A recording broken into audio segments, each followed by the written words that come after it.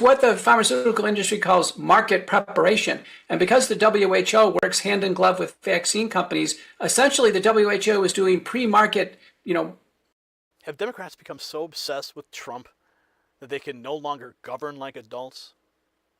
Let's have a conversation, shall we? And let's make sure that you don't miss out. Thousands of patriots have already texted the words raw feed to 844-840-4963. They're bypassing the algorithm. They're getting the notifications that YouTube never sends. Why? Because I'm sending them directly to you. We're cutting out the middleman, and we're going direct to the people. So make sure you join the thousands of patriots who are already benefiting from that insider information. And I want you to celebrate America 250 with the Next News Network because it's coming up quick. Check out the merch shelf below this video. Pick out something you like, and let's celebrate together.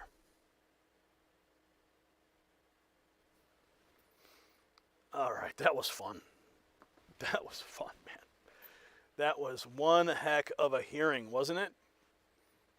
Yeah, I don't have enough minutes in a segment to be able to present to you everything that I find. I really don't. There is so much news that I would love to share with you guys. And I just don't have enough time to put it all together and to organize it, to present it, because it's just every single day. There's so much. We're doing the best we can, trying to keep up with it all. If you're just tuning in, my name is Gary Franchi. I am your chief White House correspondent for the Next News Network. We're streaming live right now on Next News, on X, as well as at Trump Daily Post. If you haven't followed them yet, make sure you do. These guys are on top of their game when it comes to tracking what President Trump is posting on Truth Social.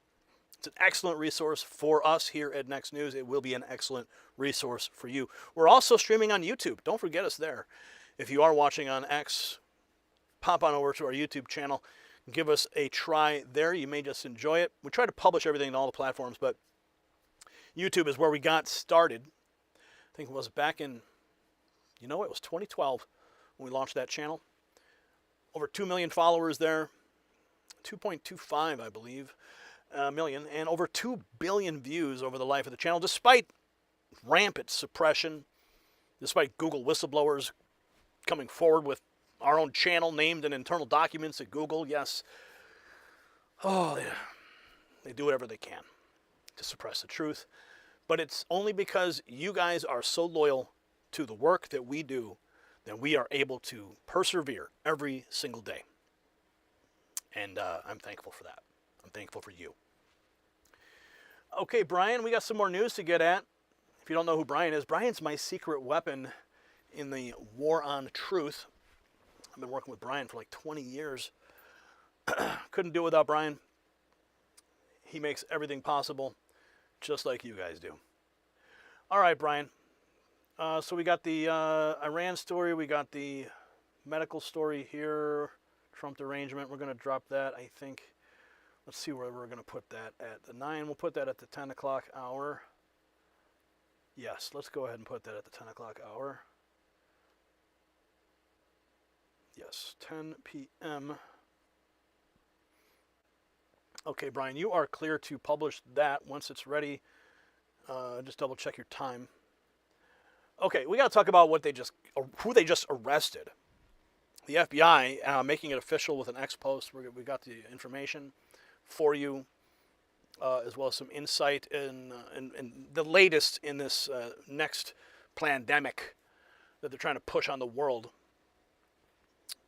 Why does it always connect to Fauci and Bill Gates? Why does it always do that? What is it with these guys? Okay, well, let's find out, shall we?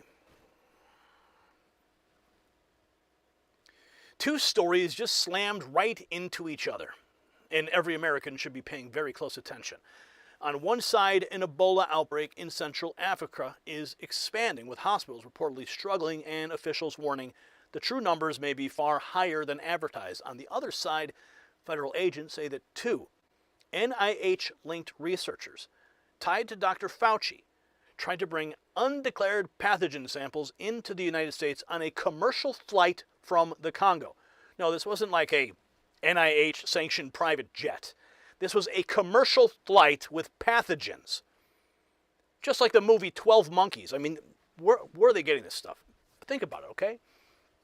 At the exact same moments, the public is told the risk is contained. The FBI is announcing criminal charges over that smuggled biological material. So the question is no longer just about disease, it's about trust. And here's why this matters. See, the primary story is not simply Ebola, it's not only the criminal complaint. The real story is that Americans are once again being forced to ask whether the institutions handling dangerous biological materials are being honest, competent, and transparent. According to the FBI and Justice Department, 2 foreign nationals working at the National Institutes of Health were officially charged after investigators say they lied to Customs and Border Protection at Detroit Metro Airport. Agents allegedly found, ready for this, 113 vials. At least 18 were verified as monkeypox as of this report. Another says additional vials included chickenpox virus and human DNA material. Senator Ron Johnson is already calling for a full investigation into every co-conspirator, and he's right. President Trump has made Homeland Protection a priority in his second term, and this is exactly why strong borders, strong screening, and zero tolerance for elite misconduct matters. Americans were burned badly by public health establishments before. Now the biosafety question is back, and this time people are not blindly accepting the talking points. And when trust in institutions gets shaky, smart Americans start thinking seriously about what they can still control. Now, if you could go back in time and buy oil before the world relied on it, would you? Of course you would. Anyone would. So why aren't you buying silver right now? That's the big question. See, the people who recognized oil early, they didn't just make money. They got ahead of one of the biggest economics in history. And today, a very similar opportunity is unfolding with silver. See, silver is more than a precious metal. It's a critical resource used in solar panels, electric vehicles, defense systems, AI infrastructure, and the massive technologies that's powering the future.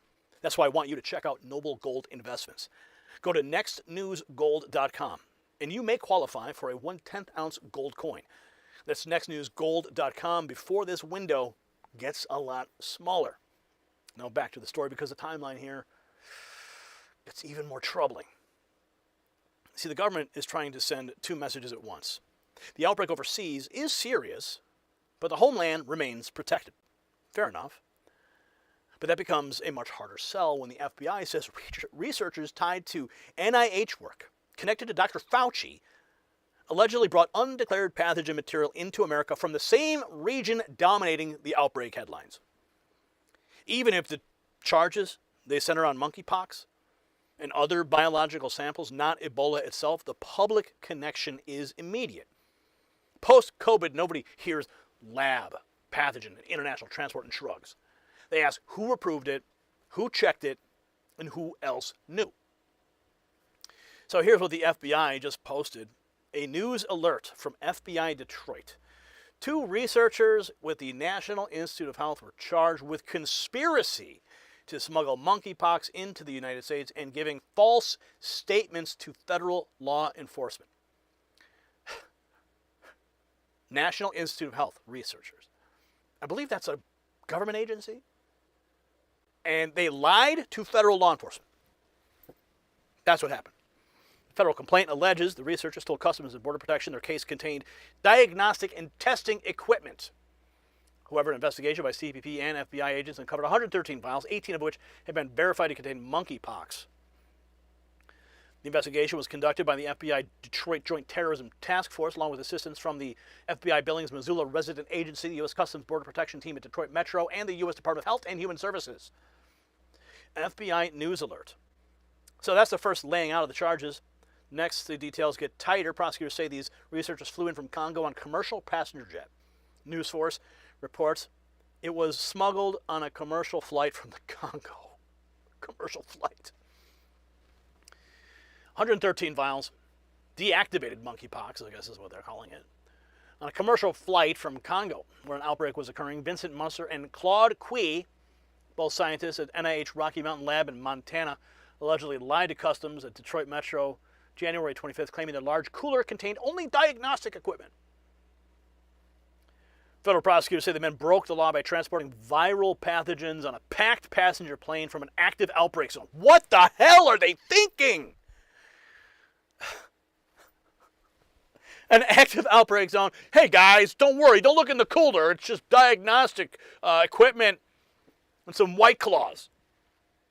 Oh, those vials, nothing to worry about. It's not Ebola. It's not the monkeypox, guys. It's deactivated.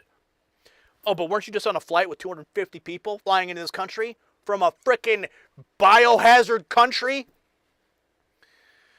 Each faces up to 5 years in prison if convicted. 5 years. Can we do Fauci now, please? Can we just do Fauci already? So, viral samples from an active outbreak. Now, Nicholas Hulscher connects one of them to the Ebola work and says most of the vials still haven't been fully tested.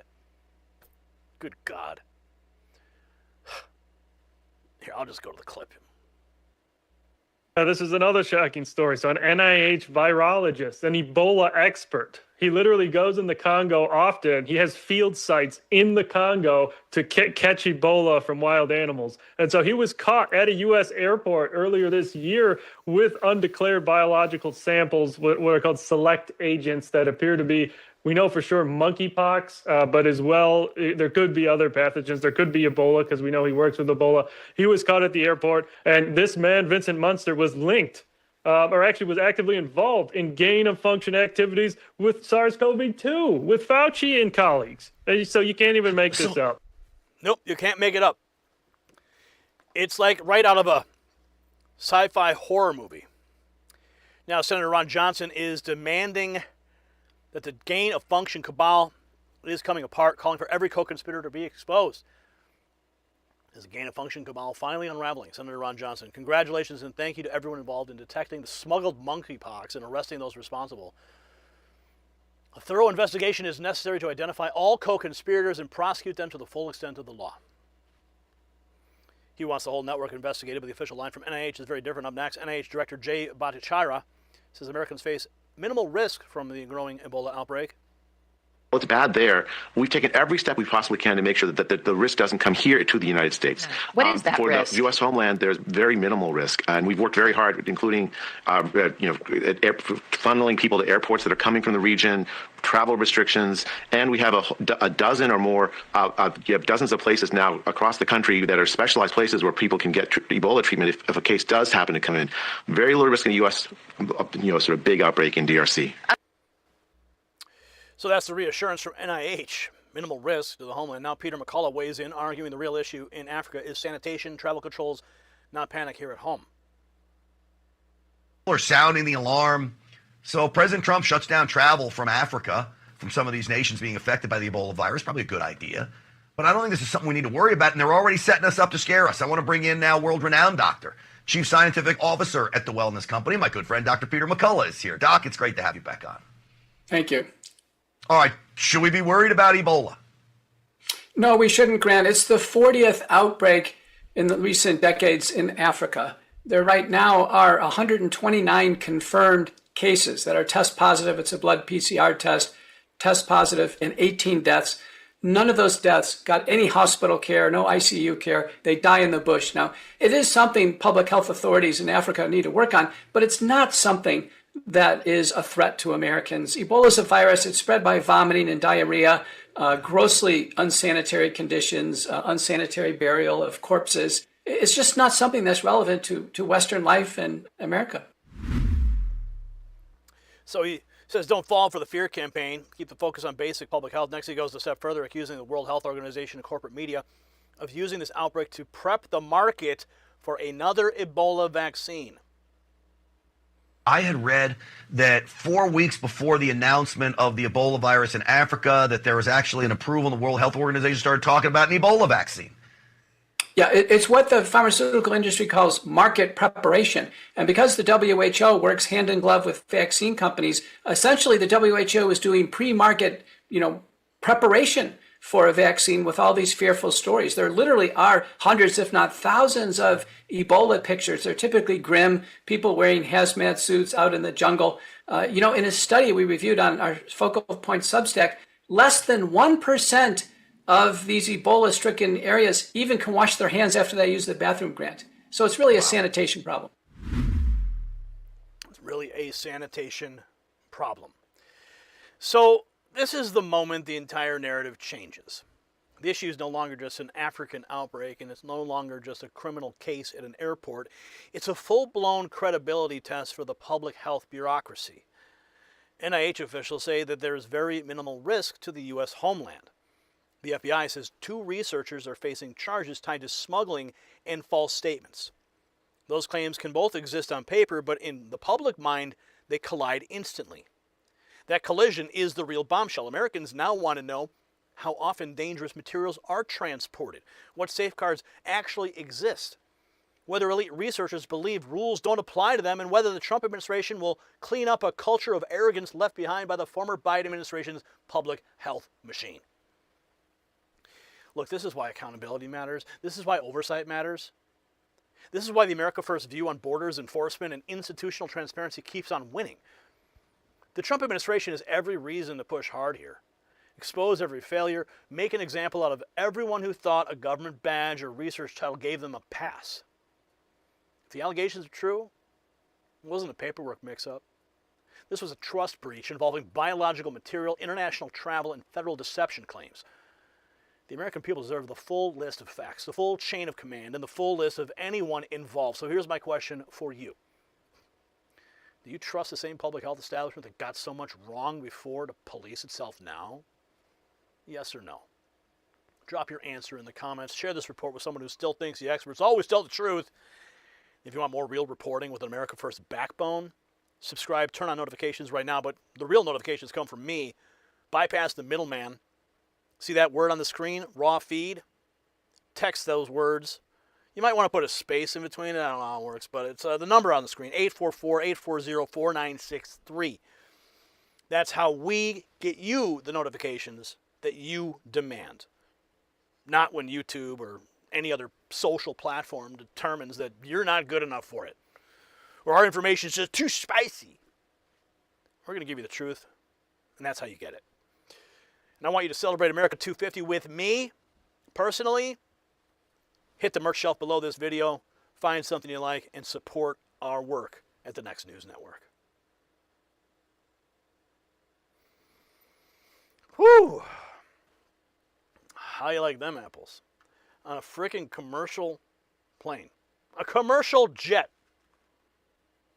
Can you believe that? That's what they did. Unbelievable. Okay, moving right along.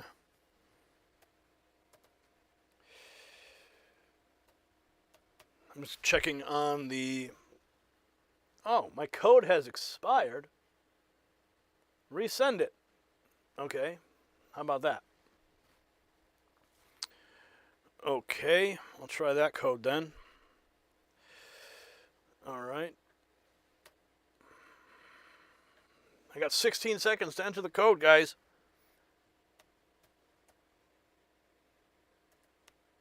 Seven seconds. Just did it in time. All right, don't you hate those? You get those. You must text this, type in this PIN number that we just sent you, and you've got 12 seconds to comply. It's like Ed 209, right? Okay. We got more news to get to. So I'm looking at here, okay, so I just want to see where our SMS systems are rolling along here. What, okay, okay, all right. I won't look at all the analytics right now. I won't get into that. I know you guys want the news. That's what we're here for. Okay. Oh, Super Chat, what's up? Salty Nationalist dropping the 10 spot. What's up? Oh, and so did Chris.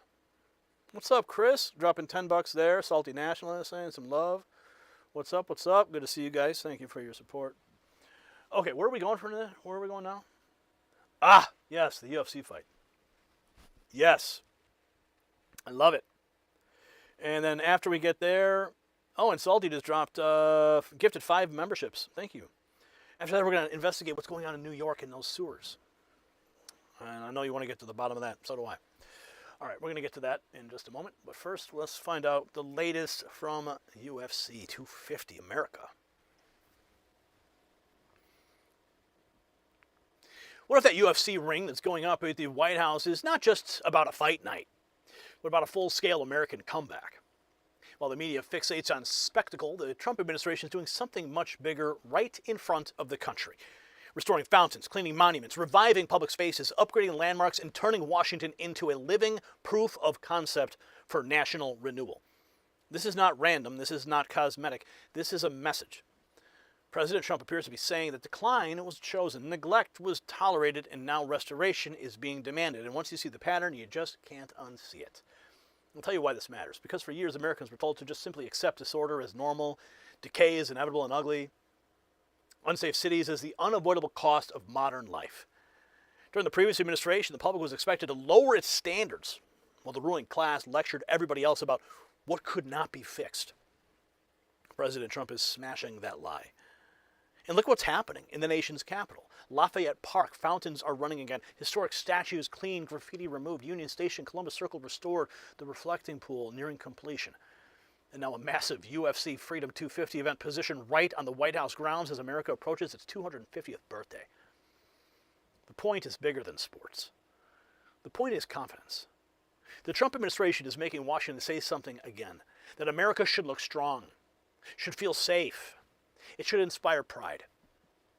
And with the new Model Cities initiative, they're signaling that what's happening in D.C. is not the exception, it's the template.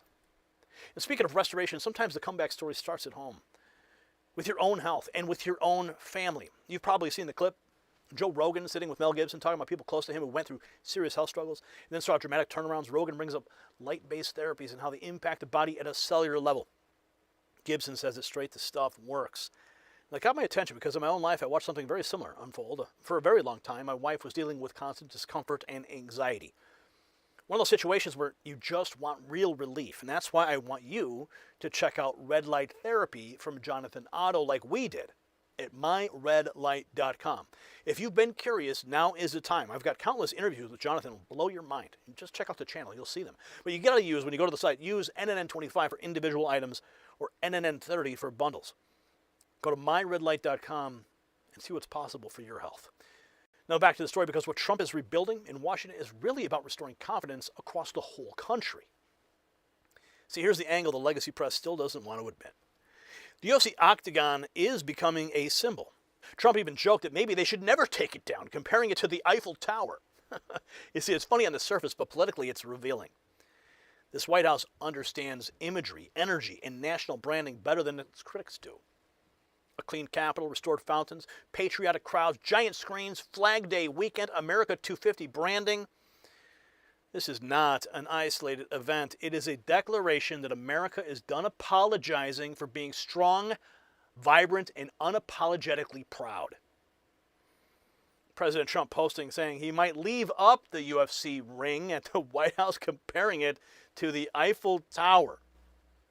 Know that in Paris, France, the Eiffel Tower, 1889 it was built.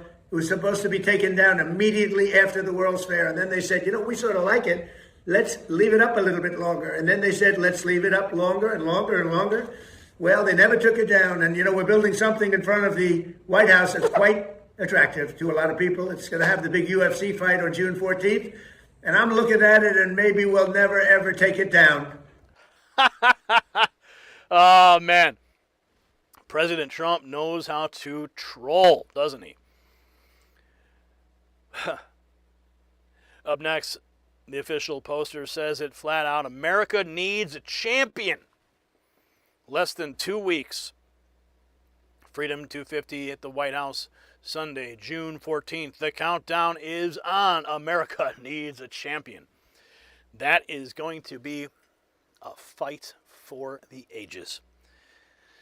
So the Trump UFC push is pure Trump strength and pride. And while the media sneer, the Interior Department says the cleanup's already happening in the Capitol. Fountains restored, graffiti gone, statues cleaned. 22 fountains restored. This is the Department of Interior. Graffiti removed, statues cleaned. Thank you, POTUS. We're making our nation's capital safe, beautiful, and worthy of the greatest nation on earth. So it's not just a fight night, it's a visible cleanup campaign. Next, the Justice Department rolls out a $300 million Model Cities initiative to back the blue and crack down on violent crime. Today, we're excited to announce the Model Cities Initiative, which is the next step in this administration's mission to restore law and order, back the blue, and make America safe again. Here is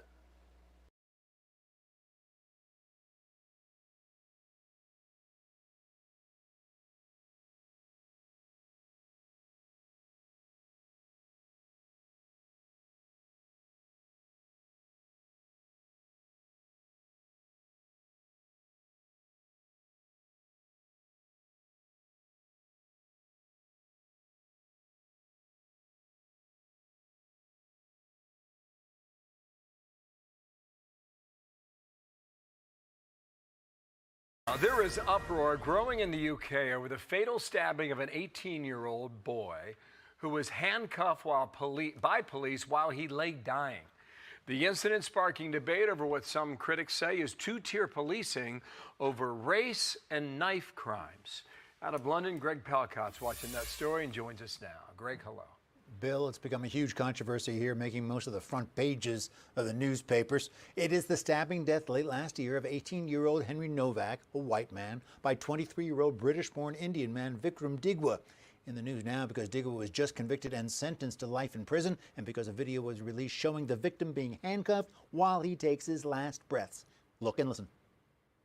I can't breathe. Put the hand in the cuff, mate. Yeah. I can't breathe. What's got a lot of people upset, and there were angry protests at the scene last night, is that police seemed to take the assailant at his word when he said he was being racially abused. The judge in the case later denied this was true and even seemed to question whether there was an attack. Political figures on all sides expressing their outrage. It's harrowing, and I have to say, as a father of a 17-year-old boy, I felt sick watching it. I feel a sense of cold rage at the way the police treated somebody who was stabbed. They didn't believe him. The outrage continuing in Parliament today with right-wing party leader Nigel Farage talking about a two-tier policing system, one for minorities, another for whites, others saying the incident is being politicized. Bill, one of the officers who was involved in the incident has resigned. An investigation into the handling of the case by police is now being launched. Back to you. Okay, Greg, more on that as we follow it. Thank you, Greg Palcott there in London. Thanks. Be sure to like and subscribe for all the Fox News latest on YouTube and catch full shows streaming now on Fox One. Well, back to the US, and the Secretary of State, Marco Rubio, he's been getting grilled for a couple of days on Capitol Hill. He's been asked about a range of things, including Iran, and he's hopeful that peace negotiations between Israel and Lebanon will be successful because that one's rumbling along as well. Mr. Rubio is giving evidence to the House Foreign Affairs Committee for a second day running where he's being questioned over the war with Iran, as I just mentioned. But he says peace talks are still taking place. As I speak to you now for the second consecutive day and for the first time in many, many years, the leaders of the legitimate government of Lebanon and leaders from the government of Israel are seated at the State Department for the second day in a row, and hopefully today we'll produce a joint statement and an action plan on a track for security in that country, independent from Hezbollah, independent from nefarious influence. The debate got tense at times when Secretary Rubio was asked whether President Trump was warned about the economic consequences of the war on the public. One Democrat accused him of stalling out the amount of time that he had to question him. I don't do yes or no answers. Yeah, so I only have 5 minutes. I know when you were the senator, you know about this business. I never did yes or no answers. And I know you're trying to go out so that you can run out my 5 minutes. That's a simple question. Run out your 5 minutes. You're running out your 5 minutes. Did you? I don't do yes or no questions. You want to ask me a question, I'll answer your question. You answer my question. It's my time. The president and the full administration was aware that there would be consequences to action, but the consequences of Iran having a nuclear weapon were worse. Did you? Now at Compassion Corner, it's the return of Patrick's Pantry. Patrick Zuberin has been collecting food to donate to your neighbors in need this summer. He's also hosting a blood drive in partnership with Houchin Blood Bank, and it's all happening right outside our 17 News studios on Compassion Corner. Let's send it out live now to 17's Candy Cassidy for an update on Patrick's Pantry. Candy? Hi, guys. Yes, we are live here at Compassion Corner, and the donations started trickling in quite slowly this morning, but overall, they started picking up this afternoon. And I want to show you, here it is behind me. This is just one of the vans. It's already more than halfway full. They already took one of the vans back to St. Vincent de Paul. So again, the donations have been coming in, and it's really inspiring to see the community coming together for such a special event. And yes, Patrick Subrin, he is standing right next to me. He is only 12 years old. I mean, we've been interviewing him for a few years, but he's no stranger to service, and you are really an inspiration, and he is an example that compassion and action doesn't have an age limit. So hi, Patrick, how are you? Hi, I'm good. How are you? Good. How is it going so far today? It's going really good. At first it started off pretty slow, but now it's like really good. Right now we're at about 17,000 food items. That is wonderful. Let's remind everyone that your goal today is 20,000 items. So they're getting quite close. So that is why we need one last push. What do you want to say to everyone at home right now? If you guys can come out, please do so. I might be really close to my goal, but still, please come on out. The more food that comes in, it's way better. That's right. Way better to help our community. And as you can see from this inspiring young man, again, that he's spending his summer to make sure that people and local families in need have the food they need to survive in the summer. So live at Compassion Corner, we'll be reporting live here until 6 p.m. from the latest updates from Patrick Subrin's pantry. So back to you in the studio. Well, the California governor's race remains up in the air as we go to air this morning, a day after a primary vote, with the Trump-backed former TV host Steve Hilton and Joe Biden's former health secretary Xavier Becerra leading a crowded field so far. Of course, they're vying or vowing to replace Gavin Newsom, who's on the way out and may well be having a White House run. But as counting continues for the hotly contested LA mayoral race, the incumbent Karen Bass is out in front, while her Republican rival, the former reality TV star turned Republican challenger Spencer Pratt, there's a theme here, isn't there, will likely finish second and join Bass in a November runoff. It's all very exciting as we get closer to the midterms. But joining us live now for all of this is the Washington Examiner's White House correspondent, Christian de Toc. Christian, it's good to see you again. So let's start with the race to replace Gavin Newsom. How's that race looking? Well, there have been a number of surprises in this race, Peter. First and foremost was Eric Swalwell dropping out earlier this year amid a very public sex scandal. But I do think you mentioned Steve Hilton, the former television host, a populist, a British former citizen, I might add, gaining the support of President Trump has been critical to help him separate from Chad Bianco, the other Republican challenger in this field. Now, we don't know specifically who will be featured in that runoff later this year, but as it stands right now, with around 55% of the votes being counted so far, Hilton has around 28%, which would be good for first place, followed closely by Xavier Becerra, like you mentioned, at 25%, and former Democratic presidential candidate and billionaire Tom Steyer in third place at 20%. So there could be a lot of movement right now, but it does seem like, as it stands, President Trump's backing is making making Hilton the favorite to be advanced number one through the primary. Yeah, look, I mean, it's been a while since Schwarzenegger. It's not easy for a Republican to capture what is traditionally a left-wing state or a blue state. What are the chances of it turning red?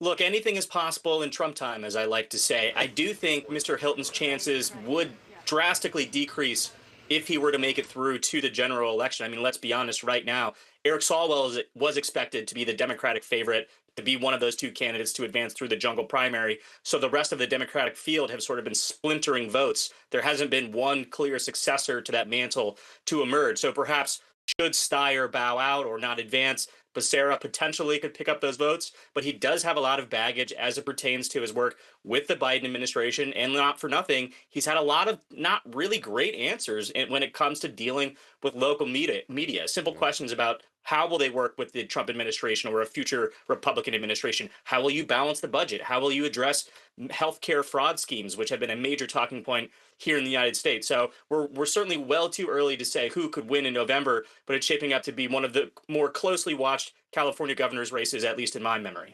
Yeah, for sure. Me too. Let's turn our attention to the mayoral race in Los Angeles. Karen Bass looks like she's going to be out in front, just looking at counting at the moment. But Spencer Pratt, he's not out of it. It looks like they'll be the two to go through.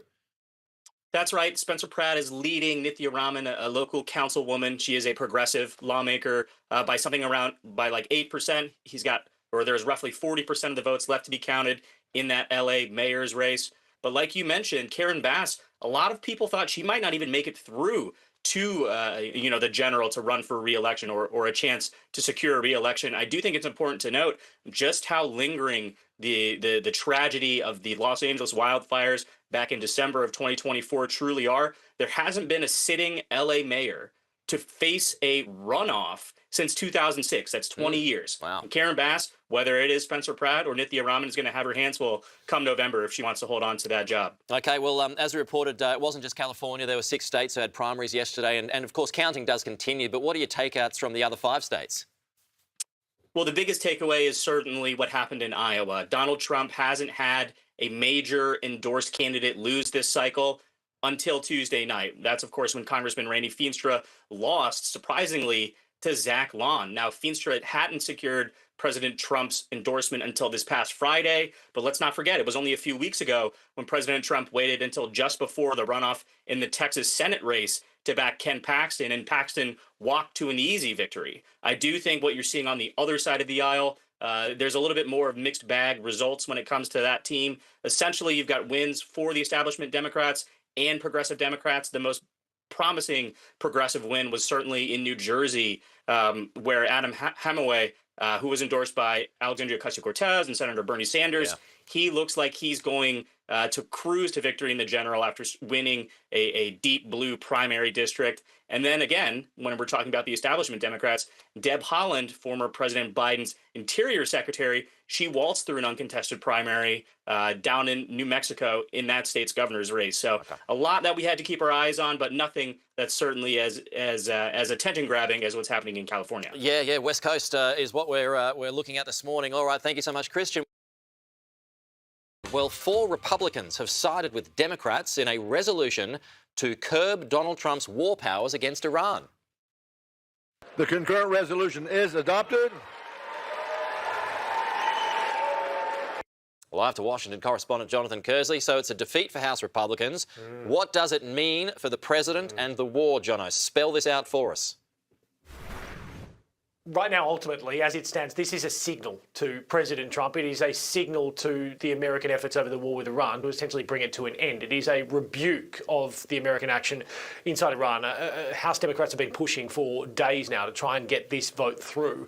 And today, it not only got the chance to be voted on, but there were 4 Republicans who sided with those Democrats to ensure that this resolution, as they call it, passed. Now, it still has to go to the Republican-controlled Senate. It would not go to the president. But as I say, it is a signal to the American president at a time when he is really trying to signal himself that there is an end to this conflict coming.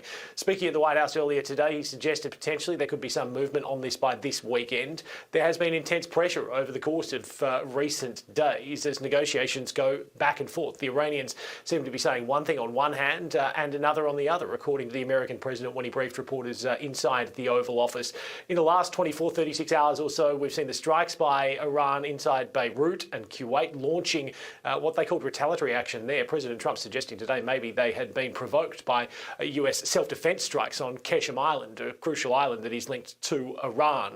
The Kuwaiti ministry had released images of the damage to the airport there that Iran's Revolutionary Guard denied it was actually responsible for, suggested it was American defensive military hardware that ultimately led to the damage at Kuwait's airport. President Trump wouldn't be drawn on that earlier today, but this is what he had to say about the prospects of there being some progress, some movement over the course of the coming days. The negotiation itself has gone very well, actually. Very well. Mr. President. It could happen. I mean, if it happens, and it might not happen, who knows? But if it happens, it could happen like over the weekend. We've also heard from Iran's foreign minister today, who's been adamant that there has not been any progress and that ultimately if there is going to be progress in these negotiations, it is going to mean that part of this contract, if you like, memorandum of understanding, is going to have to include an end to the Israel-Lebanese conflict. And that has been intensifying somewhat. We heard confirmation from President Trump earlier today that he'd had a fairly terse exchange with Israeli Prime Minister Benjamin Netanyahu earlier on this week, a phone call that was first reported on by Axios that said that President Trump had called Benjamin Netanyahu crazy and said he would have been in jail without him. So there's some underlying tension there. Benjamin Netanyahu brushed that off earlier today. But President Trump was also asked about the idea of the enriched uranium inside Iran, having said that they could go in and get that with the help of Iran, take it out and destroy it at an undisclosed neutral location. This is what he had to say on that aspect earlier today. They did agree, and then sometimes they agreed. Well, that's what I'm saying. It's one of the things we talk about. It's very overrated. I'm the one that overrated it. I thought, to me, it was important. To other people, it's not important. And with continued questions over oil supply coming out of the Strait of Hormuz, once again, the clock is being set to see what could take place over the course of the next few days with these negotiations, Pete. Jonathan Kersley, thank you.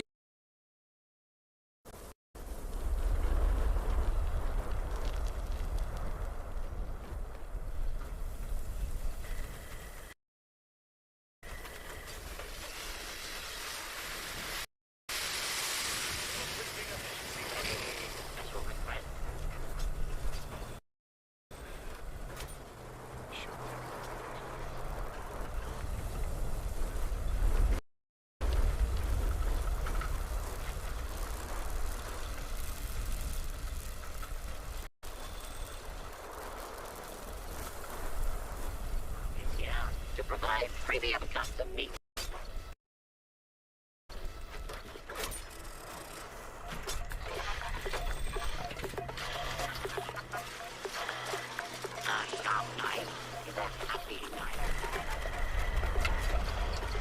Of course I know how big things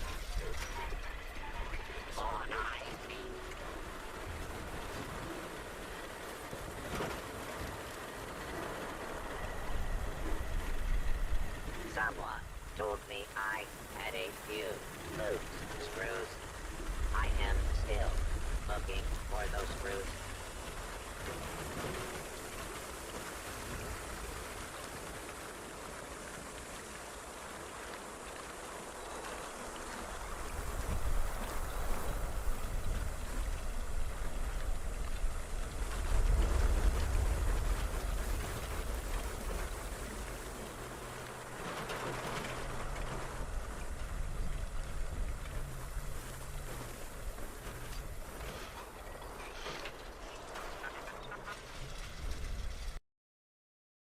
The Three Gorges Dam, a representative project of the Chinese Communist Party's efforts to conquer and transform nature, poses a threat to the natural environment and the safety of people's lives and property. This video continues to discuss the issues with the Three Gorges Dam. The Three Gorges Dam is a tofu drag project. On July 1st, 2019, a piece of news about the deformation of the Three Gorges Dam circulated on the internet. The author also attached 2 Google satellite images of the dam, taken in different years. This sparked a heated discussion about the dam's deformation, the quality of its construction, and its safety. Dr. Wang Weiluo, a renowned water conservancy expert, said in an interview with the Epoch Times that he had worked in the area for a long time and found the construction quality of the early phase of the dam was very poor. There were many cavities beneath the dam's foundation on the right bank. As a result of insufficient mixing and temperature control at the time, thermal expansion and contraction led to the formation of cavities within the dam body, which in turn introduced fractures and leaking. An engineer surnamed Liu, who personally participated in the construction quality supervision of the Three Gorges Dam, told the Epoch Times that there had been serious quality issues during the concrete pouring process, but the news was suppressed by the Three Gorges Project leadership group under the State Council. Zhang Guangdou, one of the leaders of the quality inspection team for the Three Gorges Dam project, wrote a letter to Guo Shuyan, Deputy Director of the Three Gorges Project Construction Committee of the State Council, with regards to the construction quality. In the letter, Mr. Zhang wrote, "Regarding the quality of the Three Gorges project, our quality inspection report was quite reserved, mainly for fear of criticism. The quality is mediocre, this should be clear. It's not as bad as tofu drags, but it's not very good either. The key issue is that the construction pace was rushed. The Hoover Dam in the United States, with its 2.5 million cubic meters of concrete, was completed in 21 months. In 2000, the Three Gorges project had a concrete pouring volume of 5.5 million cubic meters, equivalent to constructing more than 2 Hoover dams in 1 year. Originally, the Three Gorges Dam was designed to adopt the method used by the Hoover Dam, mixing the cement with ice water and embedding cooling water pipes in the dam for temperature control. However, this plan was abandoned in order to set a world record for concrete pouring. The problem with pouring the dam's concrete too quickly is the high internal temperature, leading to the formation of cavities and fractures. Qian Zhengying, another leader of the Phase 1 quality inspection team for the Three Gorges project, mentioned in a speech in 2002 that there had been issues and many defects during the pouring of the concrete for the Three Gorges Dam. In December last year, our expert team issued a yellow card warning for the permanent ship lock here. We saw many surface defects, especially on the overflow phase of the concrete, and we were genuinely concerned about whether these defects could be properly addressed in such a short time. Before coming here this time, after Mr. Zhang Guangdou and I read the related reports, we were very worried. To be honest, I had a red card in my pocket and was prepared to issue the red card to the permanent ship lock if the defects had not been properly addressed. A yellow card warning on a construction site necessitates immediate rectification but doesn't require a stop. A red card, on the other hand, mandates an immediate halt to construction. Qian Zhengying and Zhang Guangdou neither pulled a red card nor a yellow one, mainly for fear of criticism, as stated in Zhang Guangdou's letter to Guo Shuyan. On May 21, 2003, Pan Jiazeng, the leader of the technical evaluation of the Three Gorges project, made a speech at the meeting of the State Council's Three Gorges Project Acceptance Group, outlining 5 major issues concerning the quality of the Three Gorges Dam project, one of which was the problem with the Three Gorges ship lock. Pan Jiazeng stated, in the first half of 2002, the Three Gorges Project Quality Inspection Team drilled holes in the concrete at the bottom of the ship lock and found cavities. Some of these cavities are in key areas where 800-ton gates are placed. How many cavities are there in the concrete at the bottom of the ship lock? How big are these cavities? These questions can only be answered by continued drilling. Only after determining the location and volume of these cavities can remediation measures like fill casting be applied to ensure the quality of the project. However, the leaders of the Three Gorges project only considered the project's progress and decided to apply a layer of chemical coating to the fractured parts of the concrete at the bottom of the ship lock to prevent leaking. Pan Jiazeng also mentioned the stability issue of the high side slope of the Three Gorges ship lock. He also pointed out the 2-line 5-stage ship lock is dug out of a granite slope, with 2 170 to 180 meters deep trenches. Despite special treatment measures for the side slopes, due to the scale of the project, issues still exist. According to a 2009 research report titled Comprehensive Treatment Technology for Defects in Hydraulic Structures by the 3rd Engineering Bureau of China Hydropower, defects exist in the concrete of the 1st to 5th stage ship locks of the Three Gorges project. According to the 2006 survey statistics, the cumulative length of water-seeping fractures in the north-south line ship locks totaled 4,688 meters across 733 instances. These fractures and leaks were subsequently remedied to meet design requirements. After the Three Gorges Reservoir was impounded, the local climate was changed, with unusual instances of extreme heat, drought, and continuous torrential rains, leading to flooding in the reservoir area and its surroundings. Fan Xiao, geological expert and former chief engineer of the Sichuan Provincial Bureau of Geology and Mineral Resources Regional Survey Team, said in an interview with First Financial, "Since the Three Gorges Reservoir began storing water in 2003, there have been noticeable changes in the reservoir's climate, including temperature, humidity, and precipitation." According to Fan Xiao, local residents have reported significant climatic changes after the Three Gorges Reservoir was impounded, with hotter summers and colder winters. Previously, the peak summer temperatures were usually around 38 degrees Celsius, but now it frequently exceeds 40 degrees Celsius for prolonged periods.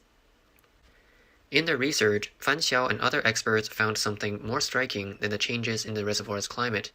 That is, continuous catastrophic torrential rains have occurred in the northeastern region of Sichuan province, primarily including Dazhou, Bazhong, Guang'an, Nanchong in Sichuan, and Kai County in Chongqing. Dozens to hundreds of kilometers north of the Three Gorges Reservoir area were affected, with Dazhou being the worst affected. During their on-site monitoring, these experts discovered that in September 2004, the second year after the reservoir was impounded, Dazhou, historically known for drought 9 out of 10 years, experienced a rare catastrophic flood due to torrential rain, a calamity unseen for centuries. The water level in many towns along the river rose as much as 20 to 30 meters. Some local residents in their 80s and 90s told me that they have never seen such a flood in their lifetimes, Fan Xiao said. People may not have thought at the time that this was just the beginning of years of catastrophic torrential rains in northeastern Sichuan, as if a Pandora's box of floods had been abruptly opened. By taking into account factors such as the duration, scope, precipitation volume, flood water level, casualties, and direct economic losses of torrential rain events, experts have compiled statistics on these events in northeastern Sichuan from 2004 to 2014. They found that there were at least 32 instances of torrential rain during this period, 97% of which were heavy downpours with 100 to 250 millimeters of rainfall in 24 hours, or torrential downpours exceeding 250 millimeters in 24 hours. Out of these 32 instances of torrential rain, the economic loss data collected from 23 instances amounted to a direct economic loss of 29.71 billion RMB, or approximately 4.24 billion US dollars. In addition, among the 12 instances where data on deaths and missing persons were collected, a total of 198 people died and 106 people went missing. What were once sporadic instances of torrential rain and floods in history have now become the norm, Fan Xiao said. And each torrential rain event is accompanied by dozens or even hundreds of geological disasters. In a 2006 study, the National Aeronautics and Space Administration reported that they used satellite data and high-precision digital simulation techniques to analyze the impact of the Three Gorges Reservoir on regional rainfall and surface temperatures. Their primary conclusion was that the Three Gorges project significantly increased precipitation in the area between the Daba Mountains and the Qingling Mountains north of the Yangtze River.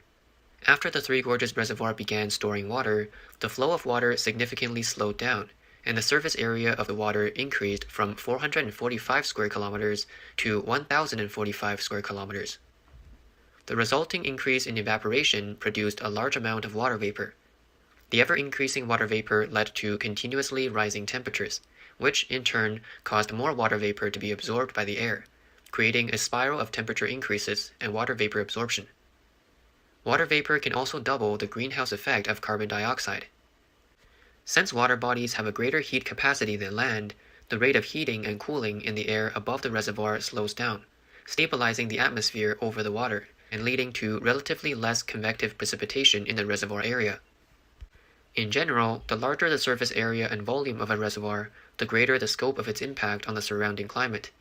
The increase in precipitation in the areas surrounding the reservoir is amplified by the presence of tall mountain ranges in the upwind region of the reservoir. The drier the climate, the more apparent the climatic effect of the reservoir, said Fan Xiao.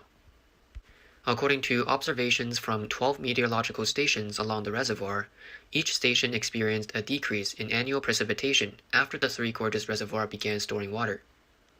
The stations at Fengjie and Exi saw a 20% and 27% decrease respectively compared to the yearly average, with annual precipitation between Fengjie and Yichang in the reservoir area being 10 to 20% less than the yearly average.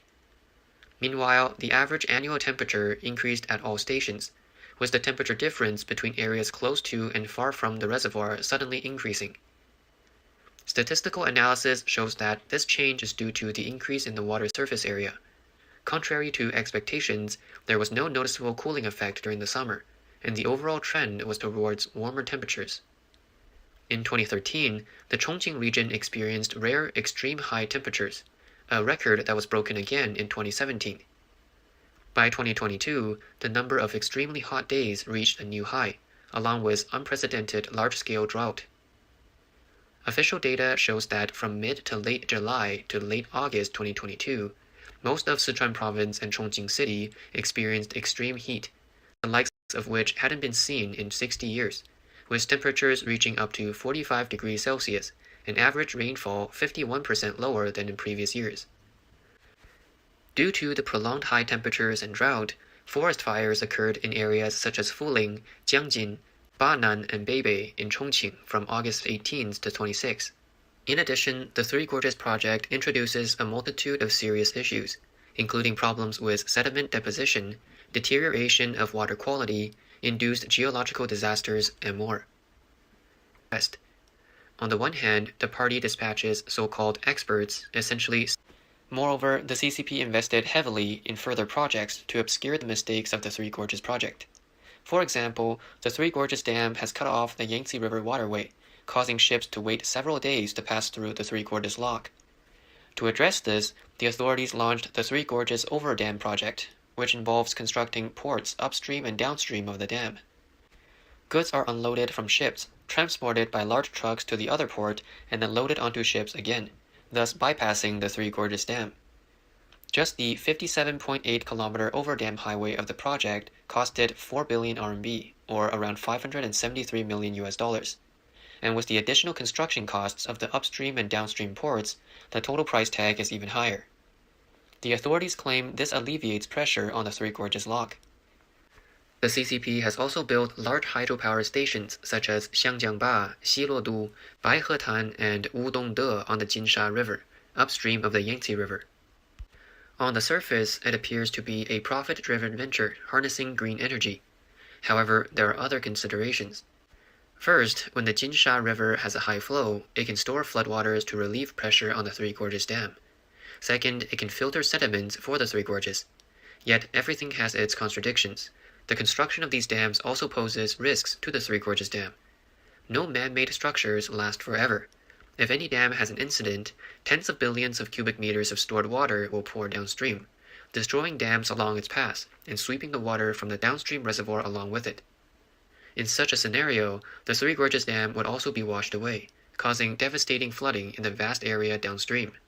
The Yangtze to Han River Water Diversion Project, which is also associated with the Three Gorges Dam, officially commenced construction on July 7, 2022, in Danjiangkou City, Hubei Province. With an investment of nearly 60 billion RMB, approximately $8.5 billion US, the project involves constructing a 194-kilometer long tunnel, about 10 meters in diameter, from the Three Gorges Reservoir area through the Daba Mountains to divert water to the Han River section downstream of the Danjiangkou Reservoir, with an annual water diversion capacity of 3.9 billion cubic meters. The authorities claim this project is a follow-up to the South to North Water Diversion Project, aimed at maintaining the water volume downstream of the Han River. Another significant function of this project is that it provides the Three Gorges Dam with an additional flood discharge channel. After the Three Gorges project began its operation, the dam has faced a dilemma whenever a flood occurs.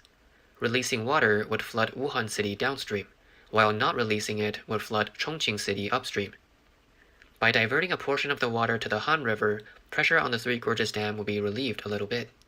Of course, the water diverted to the Han River will ultimately flow to Wuhan, but this occurs over a period of time, reducing the city's flood pressure.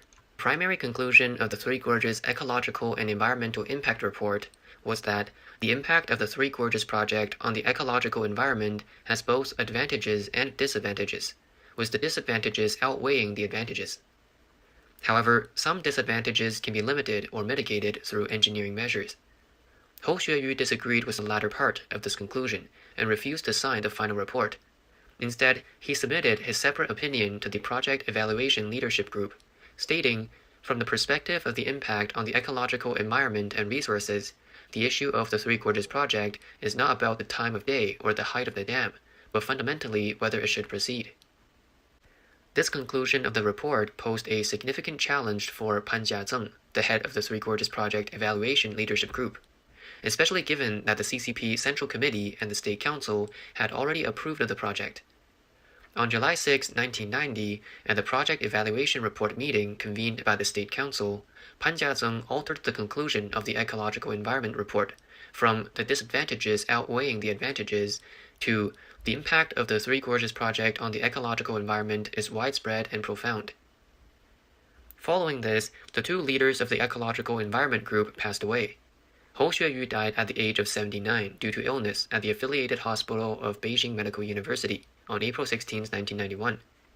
Ma Shijun died at the age of 76 in a car accident on May 30, 1991, with the case still unclear to this day. The deaths of these two experts effectively silenced opposition to the Three Gorges project among experts. After the Three Gorges project, a new decision-making pattern emerged. As long as the leadership decides to proceed with the project, experts are compelled to prove its feasibility, rather than genuinely investigating whether the project is feasible. The project undermined the integrity of Chinese experts in speaking the truth, setting a poor precedent for future generations. In conclusion, regardless of how positively the CCP propagandized the Three Gorges project, it is in fact a failure when viewed from multiple angles. The arrogant ambition to conquer and transform nature was bound to fail. People in Los Angeles, are we still driving despite these high gas prices? It seems that we are. Now, you've undoubtedly noticed that LA streets and freeways have remained typically crowded, despite the fact that, at least as of today, here in LA, gas is still averaging more than $6 a gallon. So what does that tell us? Well, Reuters, analyzing data provided by Caltrans, says that the LA drivers are apparently just accustomed to sticker shock at the pump, as if to say, we're just shrugging off these higher gas prices. But that's not right. High gas prices are a key reason that many Californians are cutting back on spending in general and are frequently having trouble paying all of their bills. More than anything else, though, the crowded streets and freeways show that you just can't survive in LA without putting in the miles in your car. The Caltrans data looked at 8 weeks of traffic up to April 23rd on the 405, the 10, and the 5 freeways. The data show that traffic largely held steady and in many cases grew even more heavy during that period. Now, Reuters quoted one local driver as saying, well, Angelinos are just immune to soaring gas prices. No, we're not. Angelinos are making financial compromises to make ends meet, and, not surprisingly, very few people, relatively speaking, are switching to public transit because public transit, even though many of us might support it, can double or triple your commute times. Well, and for some people, there just isn't a route to take public transportation. You know, so many people, their lives are wired in terms of driving to and from work because there's really no way around it. Indeed. When I was at the LA Times, I did a series of columns on different ways I could get from my home to the office downtown. And I tried all the various buses, all the various different ways. I just wanted to compare and contrast. It turned out that I was tripling my commute times every single day that I tried to use public transit, which is frustrating because I'm a big backer. Well, and that's even compared to traffic, sitting in traffic. That's interesting. But a lot of people do take public transportation. I just think it's not as accessible as, you know. And it'd be great if we could somehow work that out so it becomes more effective and more efficient, because I think many, many people in the Southland would love to travel by public transit if it didn't take so long. Yeah, I mean, look at the celebration around the 3 new stops of the D line. Exactly. It took 14 years to get, 3 more stops. And we still haven't completed the Purple Line. We are following developing news involving a bomb squad investigation in Valley Glen. That's where people were evacuated earlier today after police say a woman found dynamite inside a freezer in her garage. This happened just before 9:30 this morning on the 6100 block of Rhodes Avenue. The woman called police after making that shocking discovery, and people who live nearby were evacuated as a precaution. There was approximately 20 active dynamite sticks in the freezer. She didn't know who it belonged to, how it got there. Our officers responded from North Hollywood. They observed the dynamite. They retreated. We started evacuating people, again, about 500 feet away from that residence. An explosives team was working to safely remove the dynamite and take it to another location to render it safe. Concerns in Piedmont over data centers coming to the city. One of those proposals would require hundreds of acres to be rezoned for industrial use. The issue led to a packed Planning and Zoning Commission meeting that went late into the night on Monday. News 4 Sydney Batzlaff joins us in studio with more from that meeting and what happens next, Sydney. Well, Heather and Kevin, residents spent hours expressing their concerns and oppositions, and the Planning Commission listened. They're now recommending more studies to be done regarding land use and recommending denial of one of the development's applications. This is really hard. Yeah, it is. You guys are destroying our future. I'm retired from the post office 32 years. We spent our life out there. Resident Troy Mason choking up over the idea of data centers coming to Piedmont, and he's not alone. I spent the last 4 years commuting an hour in the promise that I would get to live in a rural atmosphere with grass, trees, no people out my backyard. That's what I wanted. That's what we bought. That's the dream we came to. Others raising concerns about water and if the city system could handle the strain data centers could place on it, saying the town's water infrastructure is already struggling. The lives of human beings, if we run out of water or our water table gets contaminated, is what is at stake. Aaron Bilyeu, Chief Development Officer for Cloverleaf Infrastructure, fighting back. We actually don't use any water for cooling on an ongoing basis.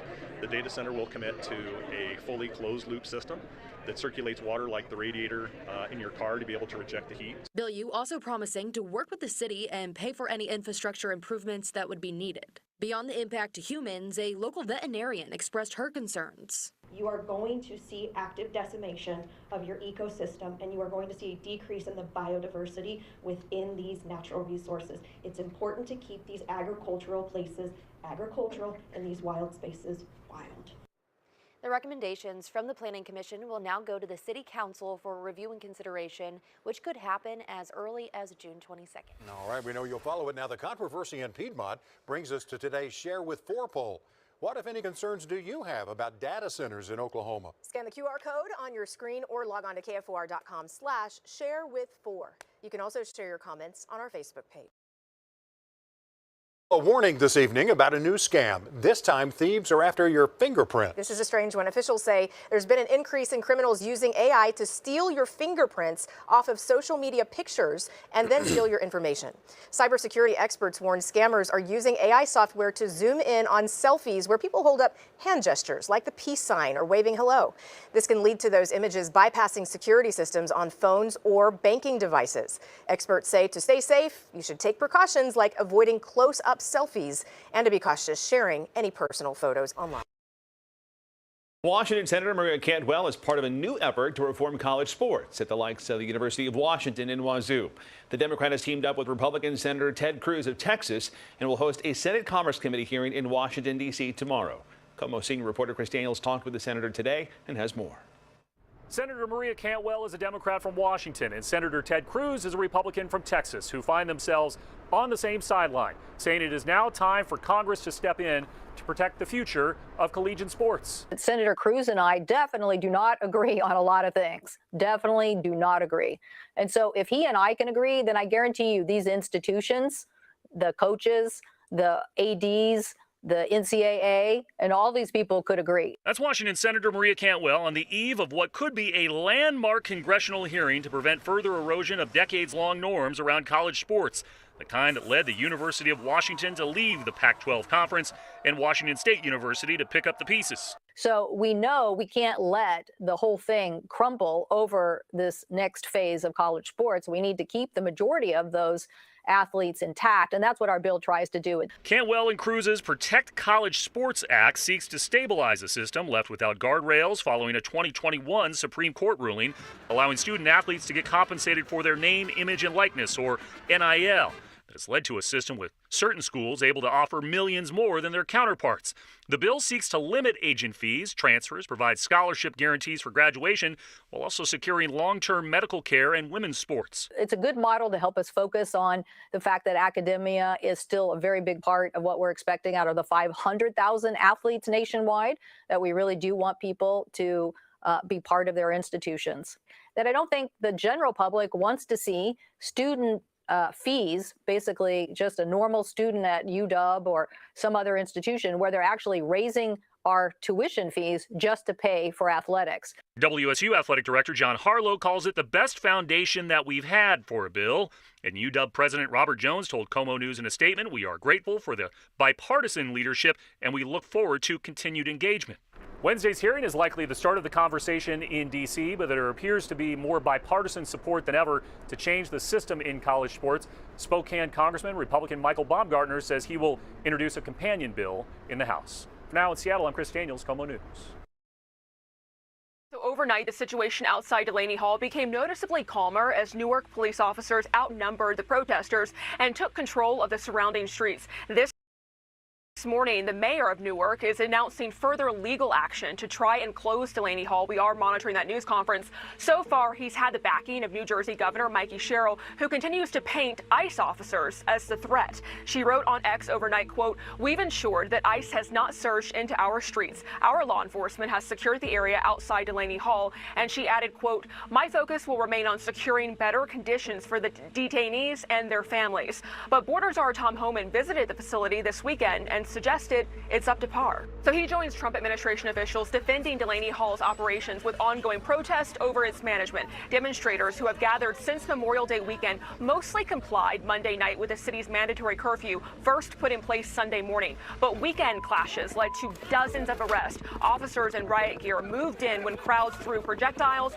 and lit street fires. A Brooklyn man faced a federal judge yesterday. He is charged with threatening to kill an ICE agent. Ladies and gentlemen, the governor of New Jersey just put a target on Tom Homan and ICE, and it detonated in her hands within hours. Mickey Sherrill posted on X that ICE has not surged into our streets, siding with Newark's mayor pushing legal action to shut Delaney Hall down. Then a Brooklyn man landed in federal court charged with threatening to kill an ICE agent and their entire family. Homan walked the facility himself and said it's up to par. Come on, when a governor paints federal officers as the enemy, blood follows. What's coming for Cheryl next will make her beg for a do-over. Wait till you hear who's circling her. Quick interruption. If you'd like to support the channel, you can find all the donate links down below. Every contribution helps me keep creating videos consistently, improve the quality of the channel, upgrade my setup, and spend more time researching and producing the best content possible. I truly appreciate every bit of support. Now let's get back to the video. So the acting assistant secretary for Homeland Security had a comment about your claims and other criticism, saying sanctuary politicians are spreading categorically false smears about ICE's Delaney Hall facility in New Jersey. These types of smears are inciting violent riots outside the ICE facility in New Jersey. No lawbreakers in the history of human civilization have been better treated than illegal aliens. What do you say to that? Well, it's a wildly irresponsible claim, but this is what we should expect from the Department of Homeland Security and ICE, which is deeply unpopular with the American people or from the Trump administration. Not a day goes by without them peddling a lie to the American people. And they obviously are trying to distract from the fact that the administration has been a total failure, a failure on the economy, a failure on immigration enforcement, a failure as it relates to this reckless and costly war of choice in the Middle East, which has caused gas prices to skyrocket for tens of millions of everyday Americans all across the country. We will continue to encourage people who show up outside of Delaney Hall to comply with the law and to peacefully demonstrate consistent with the first. Ladies and gentlemen, the Democrats just crossed a line, a real one. Okay, so here's what's going on, and I need you guys to track this with me because the corporate press is going to bury it. There's an ICE detention facility in New Jersey called Delaney Hall, federal building, federal officers holding people who are in this country illegally. That's the job. That's what ICE does. Pretty simple. Now, Democrat lawmakers, Democrat governors, the whole machine, they've decided to plant a flag right outside that building and scream that it's a torture camp. They're calling the food inhumane. They're claiming hunger strikes. They're whipping up mobs in the parking lot. And those mobs, surprise, surprise, are now throwing things at federal officers, blocking vehicles, threatening lives. The state police won't come help. The local cops, mayor won't let them. So ICE is being told basically fend for yourself. That's where we are. Your tax dollars, your federal officers, your law, and a Democrat governor saying, in so many words, good luck. And you guys, this is the part nobody on cable will say out loud. When a governor refuses to protect federal employees doing a legal job, that's not protest. That's incitement. Let's start with the spokesman for these people. Listen to the absolute contortion act here. This is a Democrat being asked on camera about violent riots outside the facility. Just a simple question, and watch what he does with it. You hear that? You hear what he just did? A reporter asks him about violent riots, plural, happening right now, threats to federal officers.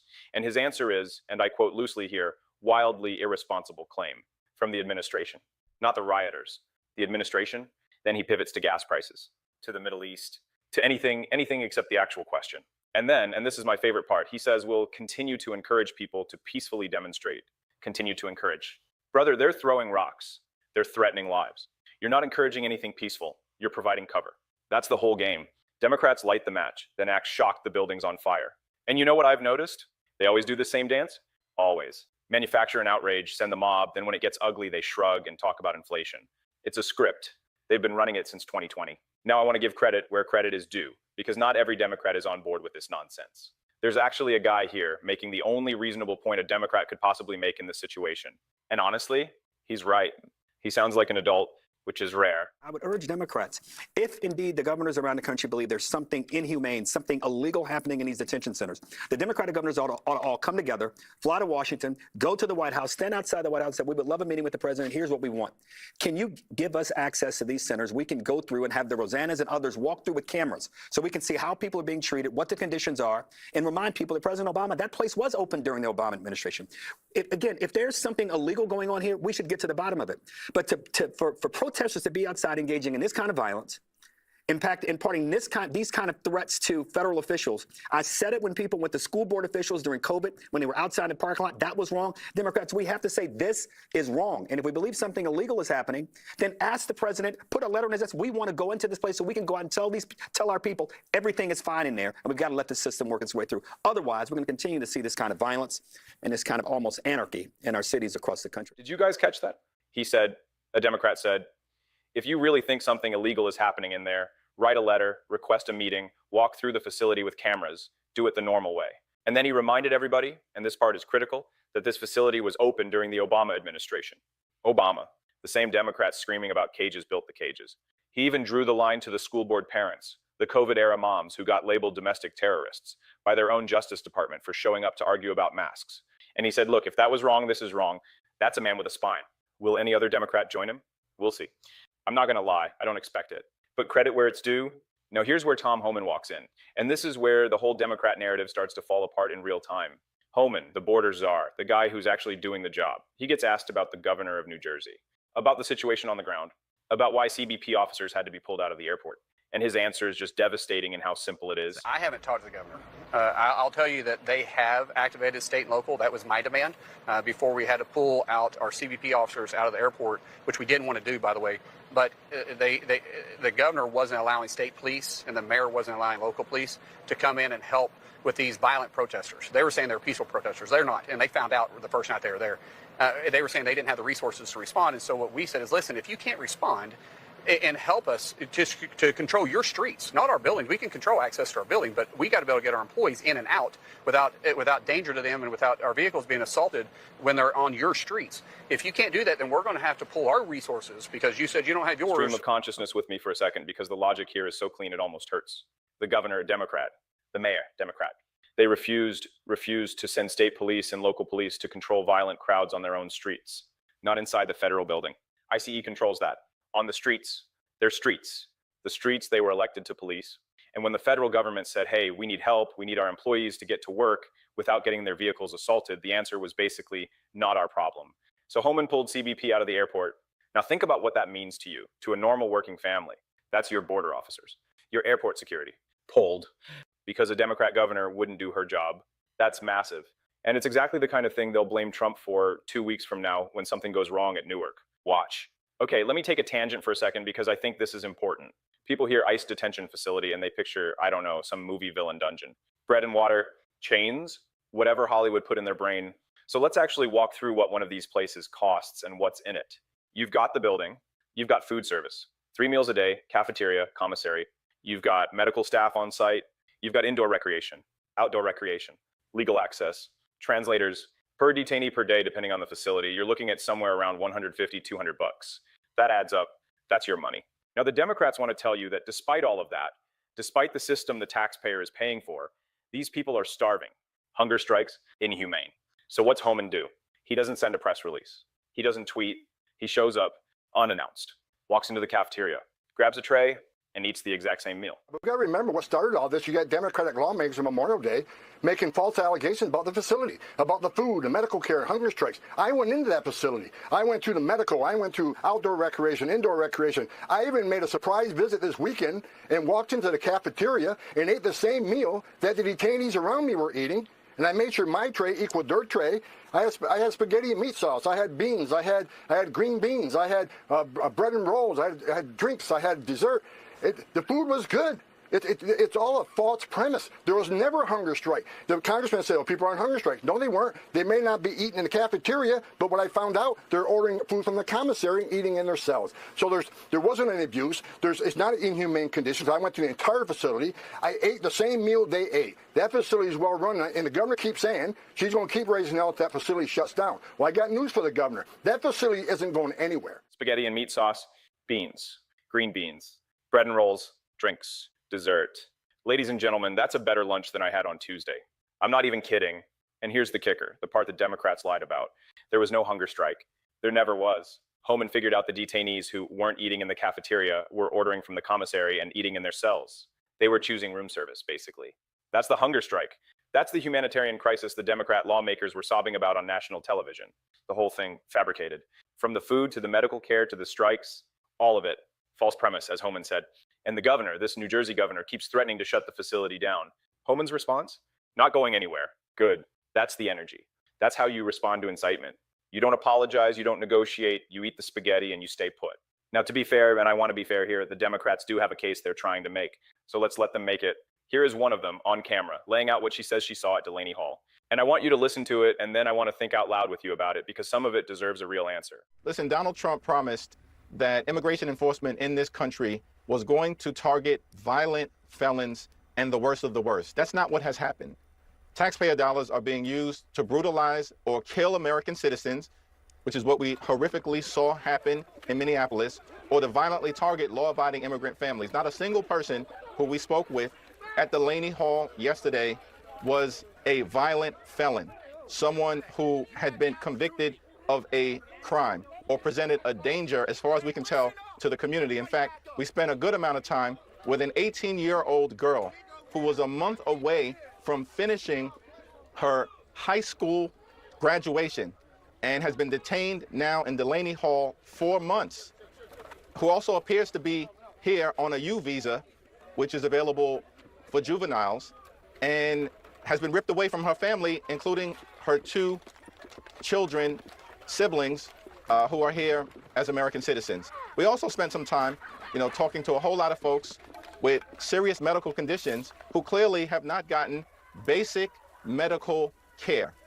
Now, immigration enforcement in this country, it should be fair, just, and humane. And nothing that we saw at Delaney Hall, or that people have previously experienced at Delaney Hall, suggests that that is what is taking place. And that's why we believe it should be shut. All right.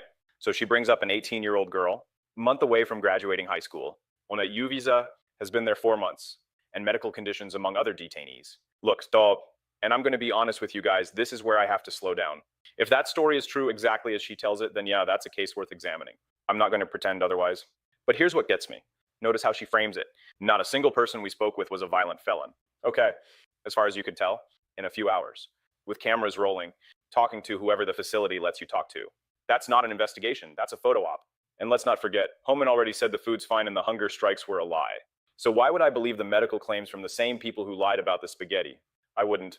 Will I keep an open mind on the teenager? Sure. Should there be a process for U visa cases? Absolutely, there should. But the Democrats don't want a process. They want chaos. They want the facility shut down. They want every illegal alien released. And then they want to lecture you about being a good Christian for paying for it. And here's the part that really gets under my skin.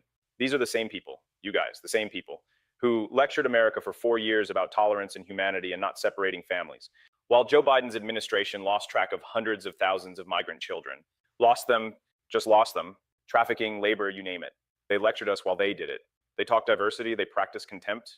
They tell you they care about that 18-year-old girl while shipping fentanyl across an open border that kills 18-year-old kids in every state in the union. Spare me the morality lecture. Spare me. Look, am I going to sit here and tell you every detention facility in America is perfect? No, of course not. Is the system messy? Yes. Will Homan get every case right? Probably not. But I'll tell you what, at least somebody's actually doing the job. At least somebody's eating the spaghetti instead of giving a press conference about it. Will Democrats stop inciting their mobs? Hell no, they won't. Who am I kidding? But the facility's not closing. The law is still the law. And for once, the federal government is run by people who don't apologize for enforcing it. Thank you all very much for watching. Goodbye.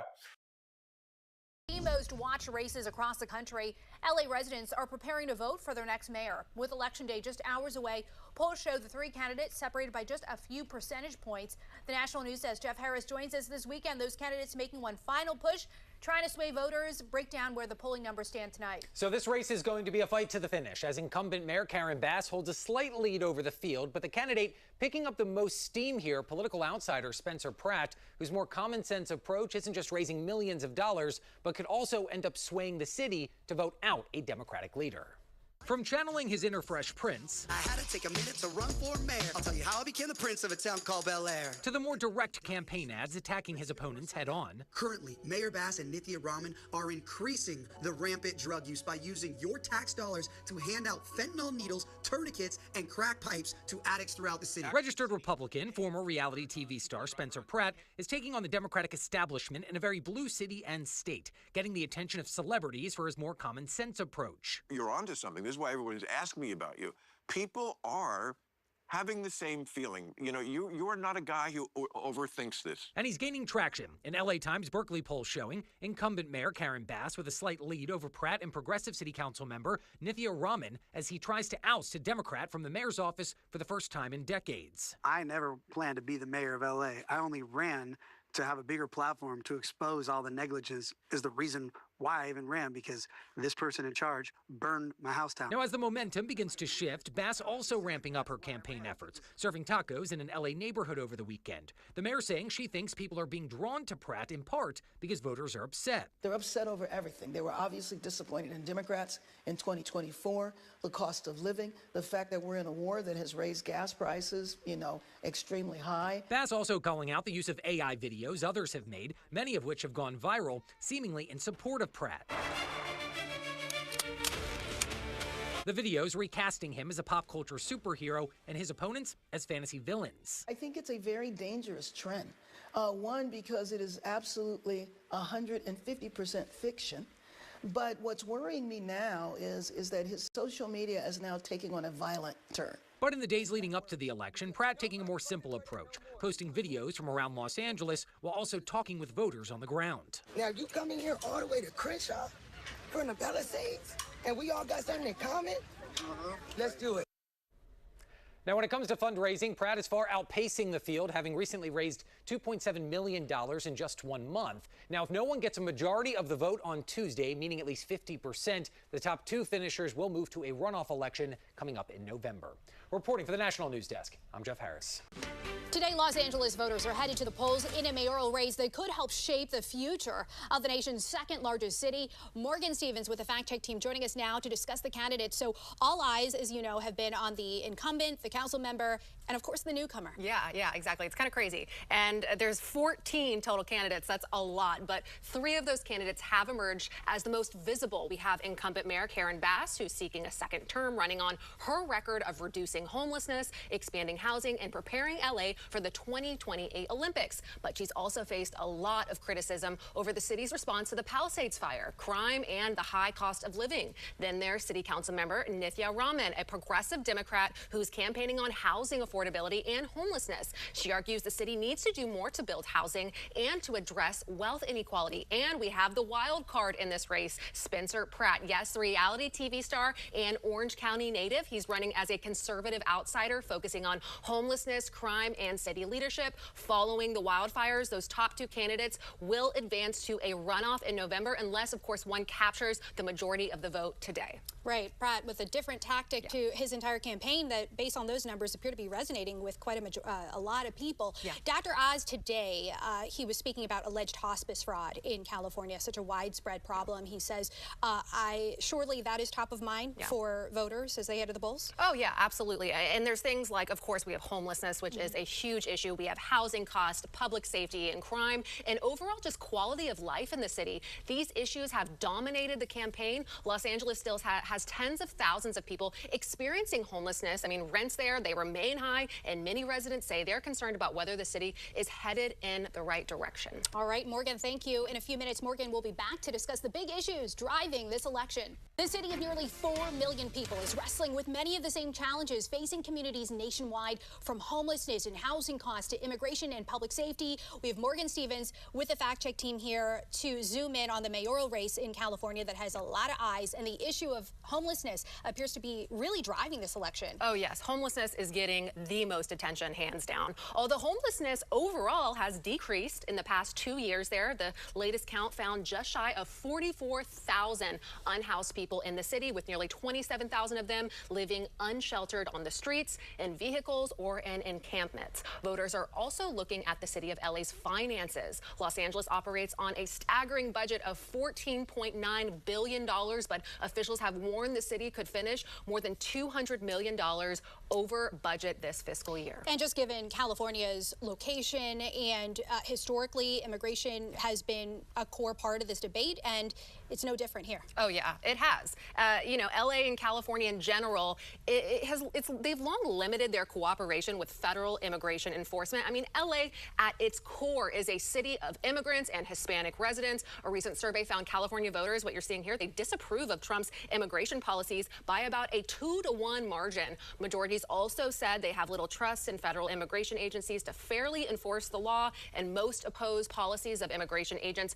entering homes without a court-approved warrant. Yeah, it'll be interesting to see not only what happens with the mayor's race, but also the governor's race. So we will be watching both of those closely. Morgan, thank you. And for more on this Fact Check team topic, including links to their sources, scan the QR code or visit thenationaldesk.com. California voters sending a strong message in the race for Los Angeles mayor and the state's next governor, with issues like crime, homelessness, cost of living, and quality of life remaining front and center. Likewise, Hollywood facing its own challenge as productions and jobs continue to leave America for cheaper locations overseas. Joining us now is Hollywood producer and media executive Chris Fenton, whose latest film was 100% American made. Good morning to you, Chris. I'm curious about your film. Can't wait to talk about it. Let's get to that shortly. First, I got to ask you about the big headlines coming out of California. I know the election results aren't solidified, but it does show Democrats in a reliably deep blue state could have a tougher road ahead. I think a lot of folks were surprised at how well some of the GOP candidates did there. What does this tell you about where California voters are right now? Well, I think the fact of the matter is you're starting to see people realize their everyday lives are just not the way they expected them to be. There's safety issues and various other issues that everybody is encountering on a daily basis. So it's making them rethink the way they normally vote. I particularly vote for what I think is best. I'm not a Dem or a Republican per se, but when I'm driving to USC, say in the morning, or stuck on the 110 freeway and I have to get off on Figueroa, you enter a 3.5-mile stretch called the Blade, and that's just south of USC. And there you have various prostitutes as young as 11 years old that are walking the streets. A lot of because of SB 357 that was passed that prevents police from stopping loiterers or even harassing sex workers. And then on top of it, in 2021, we actually cut sex trafficking operations for the police. So you've had this proliferation of issues like that, including a 40% increase in homelessness here in LA County over the last few years, that are just waking up voters and saying, hey, you know what? Enough is enough. We need to change things. There are folks listening to this right now across the country that it is maddening. The corridor that you just talked about, though, is very well known as a sex trafficking corridor, and it is incredibly heartbreaking to see what you just described that's happening there in Los Angeles. By the way, I know you said you don't vote, R or D, but you are a lifelong Democrat who voted for Trump. What made you cross that line, and are there more people in Hollywood who think like you than most Americans realize?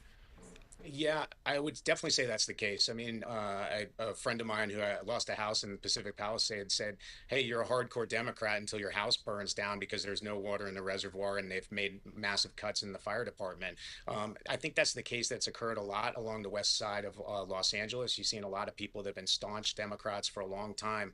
But when those fires hit and when homelessness really started to pick up and crime started to pick up, people started to think differently. And now they are voting quite a bit towards the Republican side of the aisle. I mean, Spencer Pratt has made a huge move as far as what most people would expect a Republican could do in this very sort of blue-walled city. And you're seeing it obviously up at the governor's office too, with Steve Hilton in the lead tonight. We'll see, or this morning, we'll see where that ends up as the rest of the counts come in. But you can feel the shift that's happening. Yeah, Spencer Pratt also one of those homeowners whose house burned to the ground there in the Pacific Palisades. So not only is California's establishment being challenged, Hollywood's establishment is also, and it seems like new players are disrupting old institutions. We're seeing YouTubers, podcasters, digital creators build audiences bigger than some Hollywood studios. And now they're getting into movie making, Chris. Is this the future of entertainment? Well, look, the fact is it's very difficult to make movies and have the P&Ls work. So you're seeing these smaller movies like Obsession or Backrooms come out with massive influencer followings that are breaking out at the box office. And those movies are made, one is under $10 million, the other is under $1 million. So when you combine those cost effectivenesses with the ability to market and promote through massive influencer followings, it's fantastic in terms of what kind of results you can get. I mean, even with our movie, we had huge collaborations with Joe Christian Guy, with Kevin Lawson, who are out there helping us get the word out about our film. You need to find really innovative ways to make sure that your tree falling in the woods doesn't go unnoticed. Right. And let's just be real. For years, Hollywood offshored its own industry, sending productions to Canada, to the UK, these cheaper locations. Your latest film, 100% made in America. Why was that so important to you? And why should someone in Ohio or Tennessee or Texas even care whether a movie is made here in America? Yeah, that's exactly it's the perfect question, because why is this an American issue? I mean, obviously here in LA, we've lost 58% of just TV production since 2022. We have sound stages that have dropped from 98% occupancy down to 50%. But when you realize across the country the same thing's happening, for instance, in Atlanta, Georgia, $4.4 billion in spending in 2022 has been cut almost in half to $2.3 billion. There are sound stages, there are state-of-the-art facilities, there are keys, key crew members. There's all kinds of talent, all kinds of the ecosystem is located in all the states. In fact, to the point where there's 2.7 million people across the United States, mostly outside of California, that work in this system, which represents over $250 billion worth of wages. So it is a huge effect when we offshore right now roughly 60% of our production. That's a lot of hurt businesses, which are roughly 120,000 when we're healthy, that are suddenly suffering because we have not curbed this issue. What would it take to bring movie production back to America? What do you need? Well, there's a couple of things we already have, which is the best in the world talent and the best in the world crews, the craftsmen, all the actors, the creatives, et cetera. The second thing is we have state-of-the-art facilities. I mean, in fact, last week I was down visiting Dan Cathy and Frank Patterson on the sets of Trilith, which is 1,000 acres with 31 state-of-the-art facilities as far as sound stages are concerned down in the Atlanta area. So we have that. But what we really need is, on top of the state incentives, we need something that's referred to as the American Federal Production Incentive. And that's something that would layer on top of federal program on top of the state programs so that we can compete with the 85 markets around the world that have national programs. Got it. And your movie is?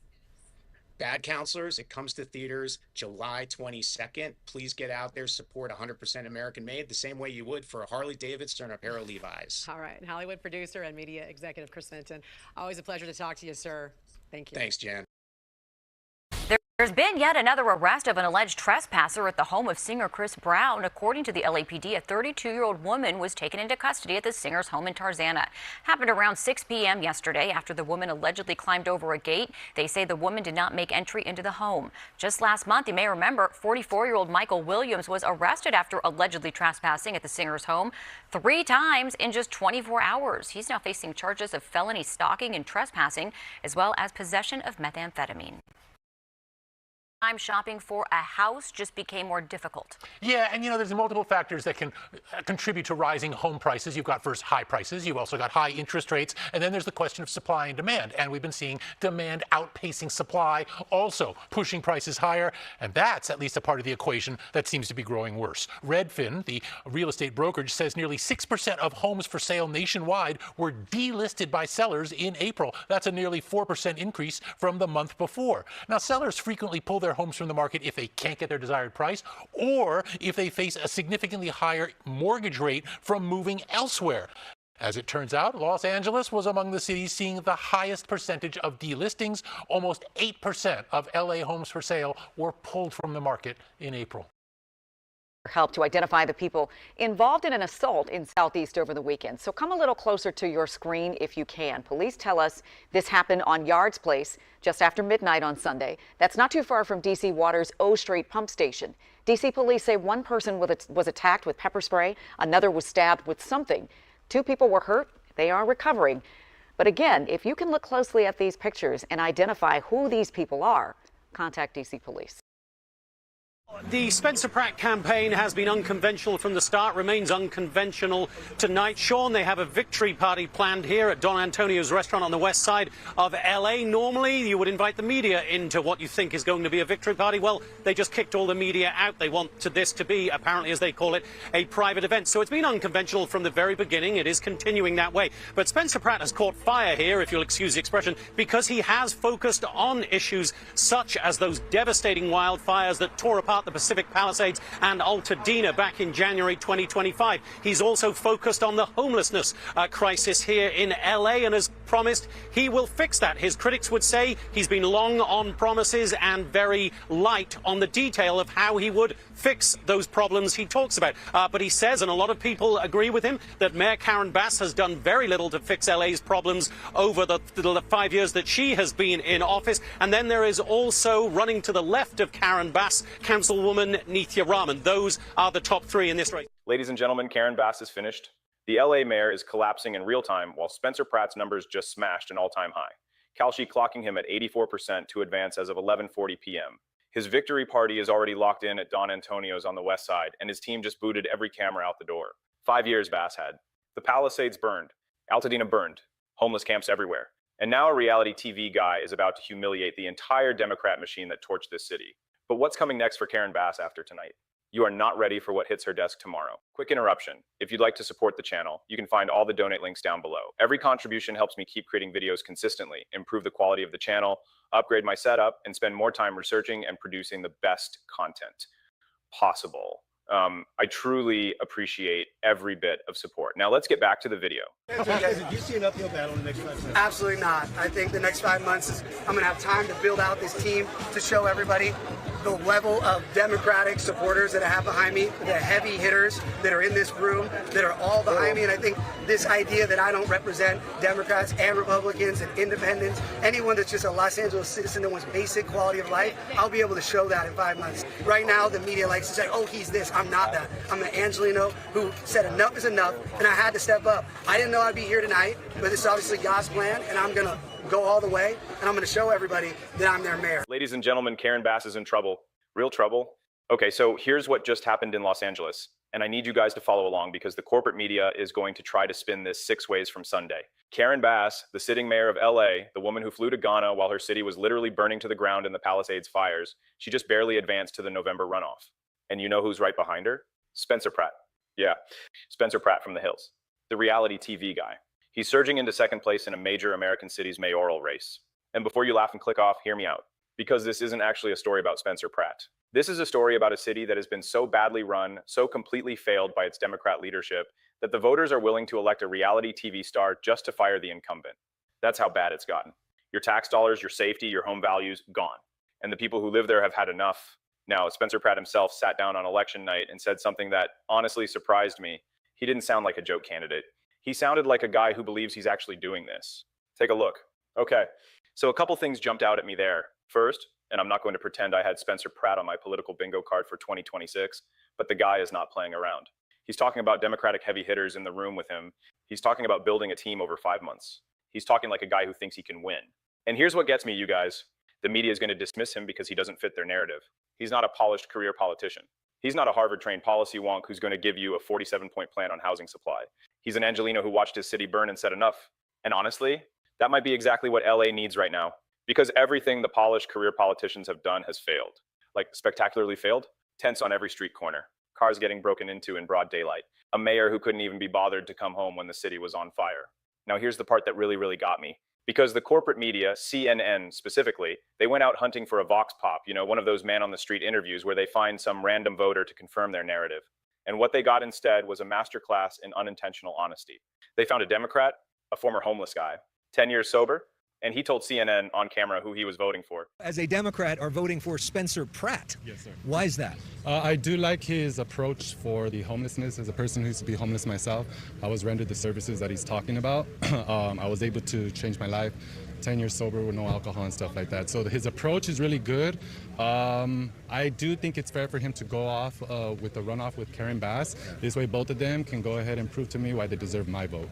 So as of today, I'm doing it, yes, because I do like his approach and I do think he deserves a fair chance.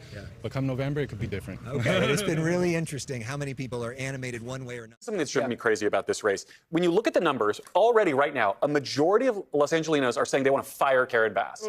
50% of the voters that are up right now say they want somebody other than the incumbent to be the mayor. So the Spencer Pratt thing, to me, isn't even really about Spencer Pratt. It's a vote sink for people who are fed up with the way that that city's been run or fed up with the fire response. And if this were any other city outside of California where you'd had normal primaries, Karen Bass with those numbers would be toast. He's a human person. He lives here. He knows what goes on. What do you think about Pratt's unconventional approach? I love it. What is it that you love about it? He's another Trump. Ladies and gentlemen, that is the most damaging thing CNN has aired all month, and they didn't even know it. Think about what just happened there.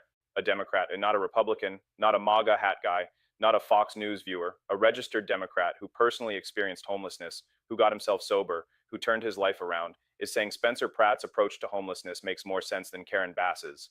The woman who has been mayor, the woman whose entire job for the last 4 years was supposed to fix this. And this guy who lived it says the reality TV star has a better plan. That's massive. And then NBC's own correspondent, NBC, not Newsmax, not OAN, goes on air and admits that in any normal primary system, Karen Bass would already be toast. 50% of voters want anybody other than her. She's not getting beaten by Spencer Pratt's policy chops. She's getting beaten because the city hates her. He's the protest vote. He's the anyone but her vote. And in California, the protest vote is now a reality TV star polling in second place. And then, and this is where it gets really funny, CNN goes back to the well one more time, tries again to find a normal LA voter to confirm their priors, and instead they get a woman who looks straight into the camera and compares Spencer Pratt to Donald Trump. On their air, I'm sorry, that's genuinely funny to me. The corporate media keeps trying to manufacture a narrative, and the actual citizens of Los Angeles keep blowing it up live on television. Now, I want to step back here and explain something to you guys because I think this is the real story. You know what I've noticed about California politics? It's a one-party state, has been for a long time. The Democrats own everything. The legislature, the governor's mansion, every major city, the courts. And what does one-party rule produce? Corruption, incompetence, arrogance. Because there's no consequence. There's no accountability. You can fly to Ghana while your city burns and you still get to keep your job, because who's going to challenge you? That's why the primary system matters here. California uses what's called a jungle primary, where the top 2 finishers, regardless of party, advance to the general election. So in a city as deep blue as LA, you'd normally get 2 Democrats facing off in November, Bass versus some other Democrat. Same machine, same donors, same failed policies, different face. The voter gets no real choice. But this time, Spencer Pratt broke through, an outsider, a non-politician, and now Karen Bass has to actually defend her record to people who hate her. She can't hide behind party loyalty because her opponent isn't from the other party. He's from outside the whole rotten system. And let me tell you, when you're a Democrat incumbent and you can't even put away a reality TV star in your own deep blue city, you have a problem, a real problem. Scott Pressler, the activist, the guy who's been registering Republicans in Pennsylvania, the guy who's been doing more for voter turnout than the entire RNC for the last decade. He weighed in on this race, and his take cut right to the bone. A whole lot to get to. And let's start off with the Los Angeles mayoral race, where Karen Bass is advancing to the November runoff. Spencer Pratt currently in second place, although that position has yet to be finalized. Despite that, he is feeling confident right now. Take a listen to what he had to say last night. Watch. I'm ready for whatever God puts in front of me. And we have 5 months to put the best team the city could ever dream of. I mean, she knows it's on. I hope she's ready, because I literally could not be more excited. Your thoughts on this race and where things stand right now? Well, good morning. Mayor Karen Bass said that they have a foundation to build on, and unfortunately, she's right.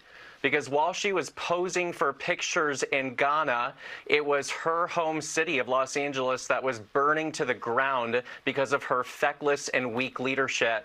There are still a lot of votes to count, but I'm hopeful that Spencer Pratt will make the runoff and be one of our candidates going into the November election. Okay, so let's move over to the California gubernatorial race, all still close. Posing for pictures in Ghana while her city burns. That's the line. That's the campaign ad. That's the moment. And look, do I think Spencer Pratt is going to be the next mayor of Los Angeles?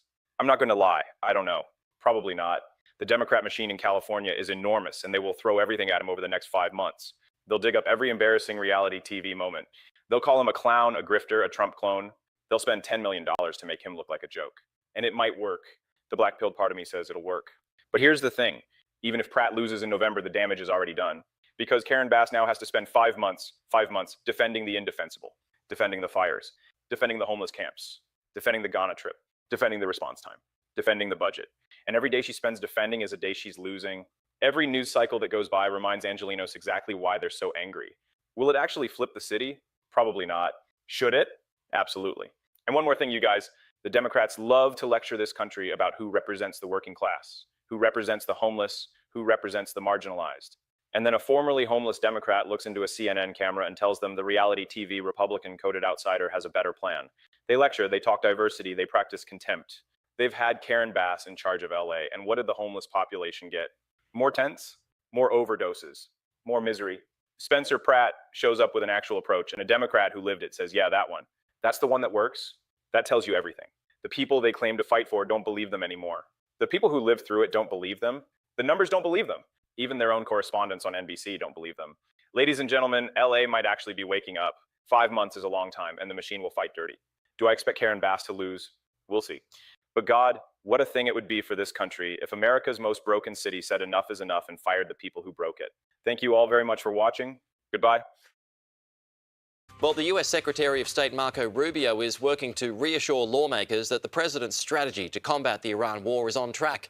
It's despite Iran claiming talks are on hold until Israel stops attacking Hezbollah in Lebanon.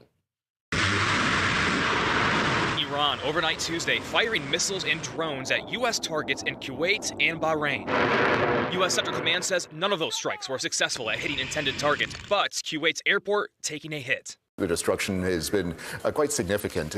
So what this shows is that the air defenses, air and missile defenses in the Persian Gulf region are not what they should be. The U.S., meanwhile, launching what it calls self-defense strikes at military installations on Iran's Qasem Island. Earlier Tuesday, the United States targeting a Botswana-flagged oil tanker with a Hellfire missile, disabling it near an Iranian port after what the U.S. military says were repeatedly ignored warnings to not break the port blockade. The exchanges testing the ceasefire at a moment when it's unclear where peace talks stand. President Donald Trump saying this in a Wednesday podcast interview. They've already agreed they're not going to have a nuclear weapon. Have they? Oh, yeah, they've agreed to that. But just a day earlier, Secretary of State Marco Rubio suggesting to senators that Iran hasn't made that commitment. These are highly technical matters, so I don't think you could work those out in 5 days. That would require a team of experts to meet over a 30, 60, 90-day period and work out the details, but they have to commit to their willingness to do that. In that podcast interview, President Trump saying he now has to make a determination to sign a deal or, quote, do it the other way.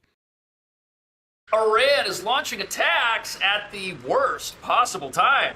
Hey guys, good morning. Overnight, Iran attacked Kuwait and Bahrain with missiles and drones. CENTCOM released a statement saying that an additional wave of Iranian drones attempting to attack U.S. forces in Kuwait failed to impact intended targets tonight. U.S. Central Command Air Defenses successfully downed multiple drones and ensured no American personnel or assets were harmed. The Iranian attacks were in response to U.S. strikes that targeted Qasem Island in the Persian Gulf, according to the IRGC. CENTCOM confirmed striking an Iranian military ground control station on the island and described the targeting as defensive in nature. Before that, U.S. forces also disabled an unladen oil tanker that was attempting to sail toward an Iranian port on the Persian Gulf by firing a Hellfire missile into the ship's engine room. The vessel had received multiple warnings over a 24-hour period. The exchange of fire comes as U.S. Secretary of State Marco Rubio was on Capitol Hill Tuesday, indicating that talks with Iran continue toward a deal and that Iran's Supreme Leader Mustafa Khamenei is involved. They have agreed to negotiate aspects of their nuclear program that just a month ago, or just a year ago, they were refusing to even mention, much less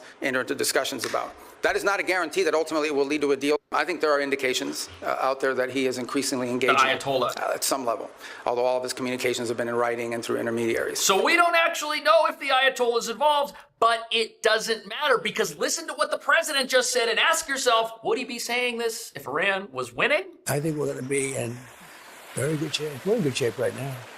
We have the blockade, which is amazing. Our Navy is great. Our military. We have the strongest military in the world. I built the military on my first term, and I'm using it during my second term. I didn't think I'd be using it this much, but we had a big success in Venezuela. That was over in one day. We have a great relationship with the people in Venezuela. The oil companies are moving in now with us, but that was essentially much less than a one-day war and a great success. And we're having a very great success in Iran militarily. So you think the blockade will still be in place by Labor Day? I don't know. I mean, I think it could be, but I think it's unlikely. I think that we'll have it.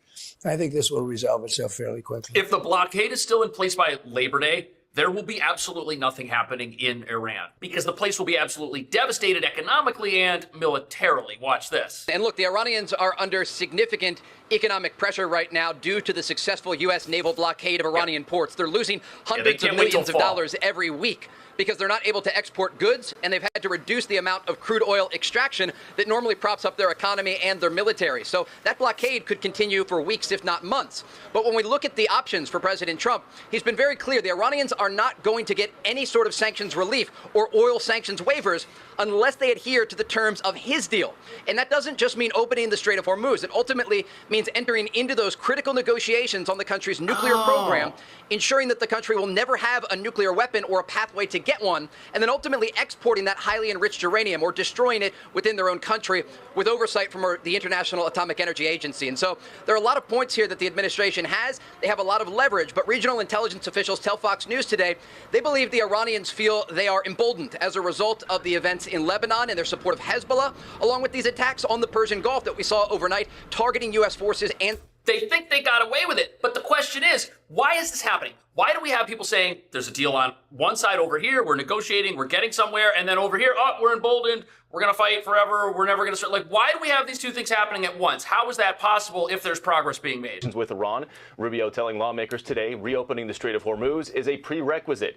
He also pointed out dysfunction in the regime is delaying the talks. Dysfunction. So the negotiators aren't in control of the people who are supposed to adhere to things like a ceasefire. Talks with Iran are not like talks with Switzerland. Okay? okay? They're very different. Well, we know that Marco Rubio is very serious-minded. He's very experienced. He knows what he's doing, knows what he's talking about, and he has the confidence and the ear of the president. So when Marco is out there, I should say Secretary Rubio is out there speaking on behalf of this administration, it's with forcefulness. Right. And I think there is, the part of the problem is for lack of a better term, he's negotiating with a civilian government, which, though, it may or may not actually be in control of those missiles. And there it is. This is what people have been saying for weeks now, is that the whole government over there is completely fractured, and whoever's in charge might not also be in charge of the military, or you have people that are in charge of the military over here, but not the military over here. You've got rogue folks who can't get in touch with anybody because the command and control structure here is no longer in existence, and they're just waging perhaps their own personal version of this conflict. But does that mean we're losing, as some elected officials are trying to put out there? And now we're begging to get back into a deal that you all trashed in the first place. There's no one begging. I don't Clearly, know. this is Senator a Senator Booker, your time's up. But Senator Rubio, since he's I do want to address some of these respond. points because they go to the heart of the matter. No one's begging for anything here. The Iranians might be begging because their economy is losing hundreds of millions of dollars a day. That they are losing. Understand, Iran had street protests going on before all of this started. All of those factors, economic factors in Iran, are far worse today than they were 6 months ago when those protests were happening. They have hyperinflation. Their currency is completely devalued. They're struggling to make payroll for their government workers. Iran is in a very serious situation. And if it was up to the political class there, and I understand everybody there is sort of radical in some way, but if it was up to the people that actually like go to elections and wear the suits and you see on TV, they'd probably make a deal tomorrow.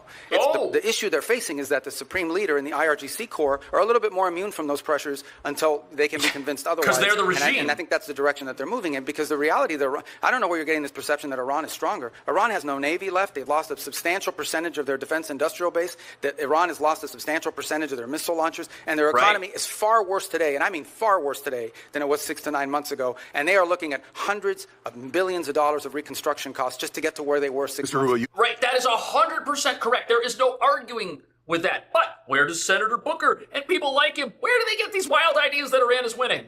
Look right here. If you're a CNN subscriber, you can read an article called Iran's Forever War, Deal or No Deal, Iran's Challenge to America that will outlast Trump. So Iran's going to outlast Trump. Drones and all those other things, because it's the IRGC and the mullahs that really seem to be pulling the strings when it comes to whether a strike happens or whether the ceasefire is actually being adhered to or not. They broke that ceasefire every day.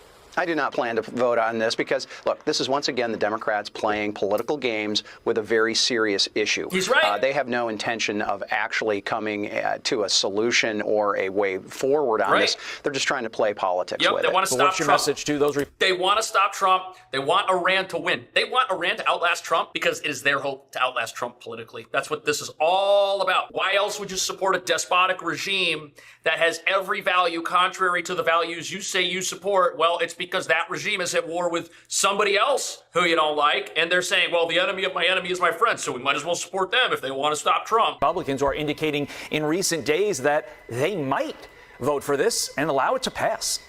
Yeah, look, I understand we have a very serious issue here. None of us want to be trapped in a forever war, but we have to make sure that as we are looking at this, the president has the ability to maneuver and negotiate the way that he needs to be able to, and by extension, Secretary Rubio as well. And I just don't think voting for a Democrat War Powers Act that really is politically based, not fact-based, not policy-based. Right. There's no basis for what they want. The same people who are out there accusing Trump, saying, you've made Iran stronger, you've emboldened them, you've gotten us into a forever war. Now we need this war powers resolution, which is just going to embolden Iran further and make sure the regime exists forever and can do whatever it wants and can hold the strait and rebuild itself. Like, the thing they say they want is worse than what they say Trump did, which, as we just heard from Marco Rubio, never even happened. But just before we continue, quick question. How much control do you have over your money right now? Technology has changed everything, and now it's changing how money works. Crypto started as a niche, but now it's going mainstream. Faster payments, more control, fewer middlemen. This isn't hype, it's where things are going. And getting started today is easier than you think, and that's where Rumble Wallet comes in. With Rumble Wallet, you can buy Bitcoin, hold dollar-backed stablecoins, and even own digital gold backed by real gold gold, all in one place. Setup is simple. It connects with MoonPay, so you can use your debit card, credit card, or bank account and be up and running in minutes. Start small, $10, $50, $100. It's not about the amount, it's about getting in early and understanding what's coming next. And once you're set up, you can even tip your favorite Rumble creators like me directly. So do this now. Scan the QR code or follow this link directly. It's also going to be in the video description. From there, you can download Rumble Wallet, tap buy, and you're in the game. Take control of your money. Get started with Rumble Wallet today. Now let's get back to the video. Legal disclaimer, Rumble Wallet is a technology provider and not a custodial service. See terms at wallet.rumble.com. Just isn't the right direction to go. So we know that we have had a negotiated ceasefire, and it's Iran, or at least the IRGC, that is choosing to violate that ceasefire. That's exactly and frankly, what they're again, choosing to do. that's due probably more to internal politics in Iran than it is anything else. There it is. This They're vote will fractured. certainly be one. I'm so glad this keeps coming up, because the fracture of this government is why we have violations of the ceasefire. We don't have violations of the ceasefire because Trump has emboldened Iran and made them stronger, and they somehow rebuilt all of their navy and all their missiles and their entire fleet while being under attack from the U.S. and Israel. That did not happen. You have a fractured government. You have fractured elements of that government that want to do their own thing and don't want to listen and don't want the ceasefire the people negotiating with seem to want. And the blockade seems to be working, as the real is worth about, you need It 1 is million working. real for every dollar. And they have electricity, it looks like 2 hours a day. Do you think in some respects, That's since terrible. our blockade seems effective, that time is on our side? Of course it is. But they're trying to get to the midterms. President Trump has much more time than the Iranians. The reality is the Iranians are losing hundreds of millions of dollars each day as a result of the U.S. naval blockade of Iranian ports. We have seen the numbers, 90% decrease in Iranian exports, crude oil extraction at just 50%. The U.S. naval blockade is crippling the Iranian economy. And that is the reason that President Trump is reportedly being quite patient and pushing back even on what some allies in the region would like to see. So here you have the truth coming out. Trump isn't sitting around doing nothing because he has no plan. Trump understands that he's dealing with people that have zero time on their side. 90% of their exports are no longer going out the door. They're not making money to pay their soldiers. They're not making money to build new weaponry. They're not making money to do much of anything, and that cannot last forever. That is a situation that is unsustainable. Yet if we were to do a war powers resolution and bring Trump in, so to speak, which is what these politicians are talking about, and get out of this quote-unquote forever war, which has only been going on for a couple of months, the regime would continue to be a forever regime. That's what these people want. They want these regimes that stand in opposition to their enemies, who are the same people that want to protect America and make it stronger and keep it prosperous. Because he understands that he holds the cards here and that the Iranians can continue this rhetoric, they continue these limited attacks in the Gulf. But the reality is U.S. forces remain across the region. More than 50,000 U.S. service members, fighter jets, refuelers, cargo planes, you name it, here in the region in preparation if President Trump decides to order strikes against the Iranian regime. And you saw last night how quickly CENTCOM can act when they see a threat. In real time, they identified, using intelligence, an active threat from the Iranian regime on Qasem Island, and they struck that threat. Now, the Iranians responded with ballistic missile fire and drone attacks against Gulf countries. So that's why Iran was launching the missiles. They were launching the missiles because they were up to no good. They were threatening the United States with the remnants of their military. That threat was taken out. And then what they did was they just sporadically launched a whole bunch of missiles at countries that were peaceful and weren't even part of this and aren't attacking them. But they're their neighbors. There might be U.S. troops over there. They might not be jumping to Iran's aid. Therefore, they're seen as the enemy. That's how this regime thinks. Anybody who's not taking up arms with them is against them. That have been widely condemned by the Qataris, the Emiratis, and others. It's terrible. Because it illustrates how dangerous the Iranian regime really is. And again, the president has a lot of decisions to make here in the days ahead about the timing, but the reality is he holds the cards and he can be patient because of this U.S. naval blockade. Trey, really quickly, when it comes to the nuclear program, Marco Rubio said that Iran has agreed to negotiate previously off-limit aspects of the nuclear program. What is he talking about? The whole program was off-limits that they're agreeing to negotiate about?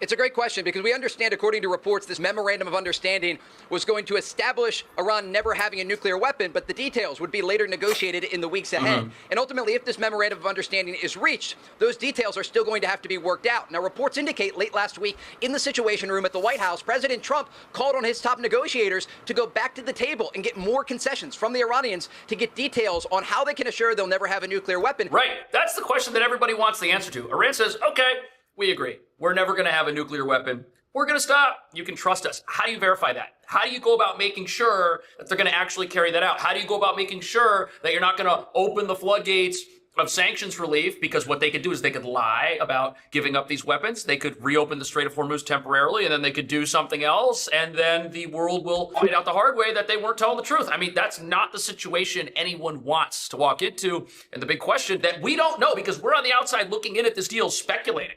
Right? We're on the outside looking at speculating. We don't actually know what's happening. And that's why we sit here and we wonder, gee, how long is this going to go on? Is this going to go on until Labor Day? Is this going to be a forever war? And also what they're going to do with that highly enriched uranium. Yeah, they're supposed to transport that out of the country. Thanks so much, Trey. So the question is, when are we going to see, you're right, with the setup of what's happening with the financial markets, and that's definitely hurting people. But he's asking the question every American wants to answer. Right, as gas is high. Of course. The question is, when will we see a crack when it comes to IRGC? When those guys aren't being paid, then that really matters. If it's just the civilians and the day-to-day businesses they can survive that. That are being hurt, they're not going to go back in the street. They have no weapons to fight against the government right now. So, and until we see the IRGC internally starting to fracture, I'm not sure it really matters. So this is the toughest question the president has to answer. If he unfreezes funds, like they want reparations. Do you believe that? Okay. Not getting that. Yeah. Right. But if you unfreeze $6 billion, like Joe Biden unfroze $6 billion to get the hostages out. And we were outraged, and we should have been. $6 billion for taking people that shouldn't have been hostage anyway? Can you imagine what would have happened to Iran had this never gone down, had the Obama-Iran deal not happened and the Biden-Iran appeasement not gone down? They wouldn't have been able to do any of what they've been doing over the last 3 months, which all started when they told U.S. negotiators that they had enough material for 11 of the most dangerous weapons on the entire planet. Our money paid for their weapons. Money locked up, safe, away from this regime was just given to them. And look what they did with it. I don't think you can trust these guys. There's got to be real accountability here. But they goes right to the regime. So if we could say they want $100 billion on frozen. $100 billion they want. So we do that, and we get the Strait open, and the gas drops. But that $100 billion doesn't go to making people's lives better. It goes to everybody paid, gets it goes to the Ayatollah. And they go, well, it's their money. Their money, it gets in surviving. Now, we leave the blockade in place. They'll have to come to the table because Scott Bessent's done a brilliant job. He's finding all their accounts. There are other Gulf state accounts. They're in our accounts. They're in Western accounts. You know, this guy, Supreme Leader, has an apartment in London. So this, the guy that's defiled now, afraid to leave a cave because he's a coward. Remember, they had family members that were living in California. So that's those big girls things. Unfreeze the funds, open up the Strait. That money sustains them. Right. You know, the difference is, too, in America, we can vote in our leaders. And if prices are high, people are worried. Republicans are worried. If the prices are high, come midterms, what does that mean? But Trump's already said, I'm not worried about the midterms. I'm more worried about a dangerous group of people getting access to a dangerous weapon, which is totally unacceptable. And you know something? That's the right way to look at this. And the Treasury Secretary's come out and he said, you know what? This whole gas price thing, this is transient. This is temporary. This is not going to stay up forever. And every time we've seen good news with the Iran war, the price of oil has actually gone down. You can tell on this chart how things have been going. So here we were in February, right, at $67 a barrel. And here we are now at $81 a barrel. So it's not the $112 a barrel that it was that the Democrat Party's acting like still exists. And I guess for them, their problem, they're just living in the wrong place, literally and figuratively. In their minds, they want to see their political enemy get taken out, and they don't care who does it. And physically, they're living in places where gas might as well be $112 a barrel because it's so expensive. Well, the gas taxes, gas is $1 a gallon or more cheaper in some of the most expensive parts of Florida than it is in New York City. So that's their problem. They're suffering from blue state unaffordability, and they're trying to blame all that on the president during an election year, and they're just hopeful that it works. What do you think about that? I will see you in the next video. And of course, we are told constantly that the LGBTQIA2SL++ community is under attack in the US. But just don't ask them to name any real-life examples. Do you feel President Trump is oppressive to the LGBTQ community? Very much. How has your life changed since Trump entered the White House?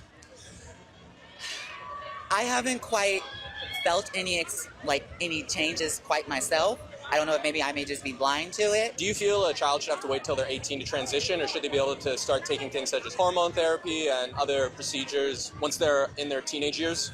I think we should allow the children to do what they want to do. I think we should allow children to transition. Let's bring in Sky News contributor Kosha Gator. Kosha, Pride Month is here, and we're going to see a lot of celebrity and corporate virtue signalling. Oh, joy. There was no awareness at all that that person was saying, I can't think of any examples, but it's there. It's true. Just believe me. Just can't cite anything.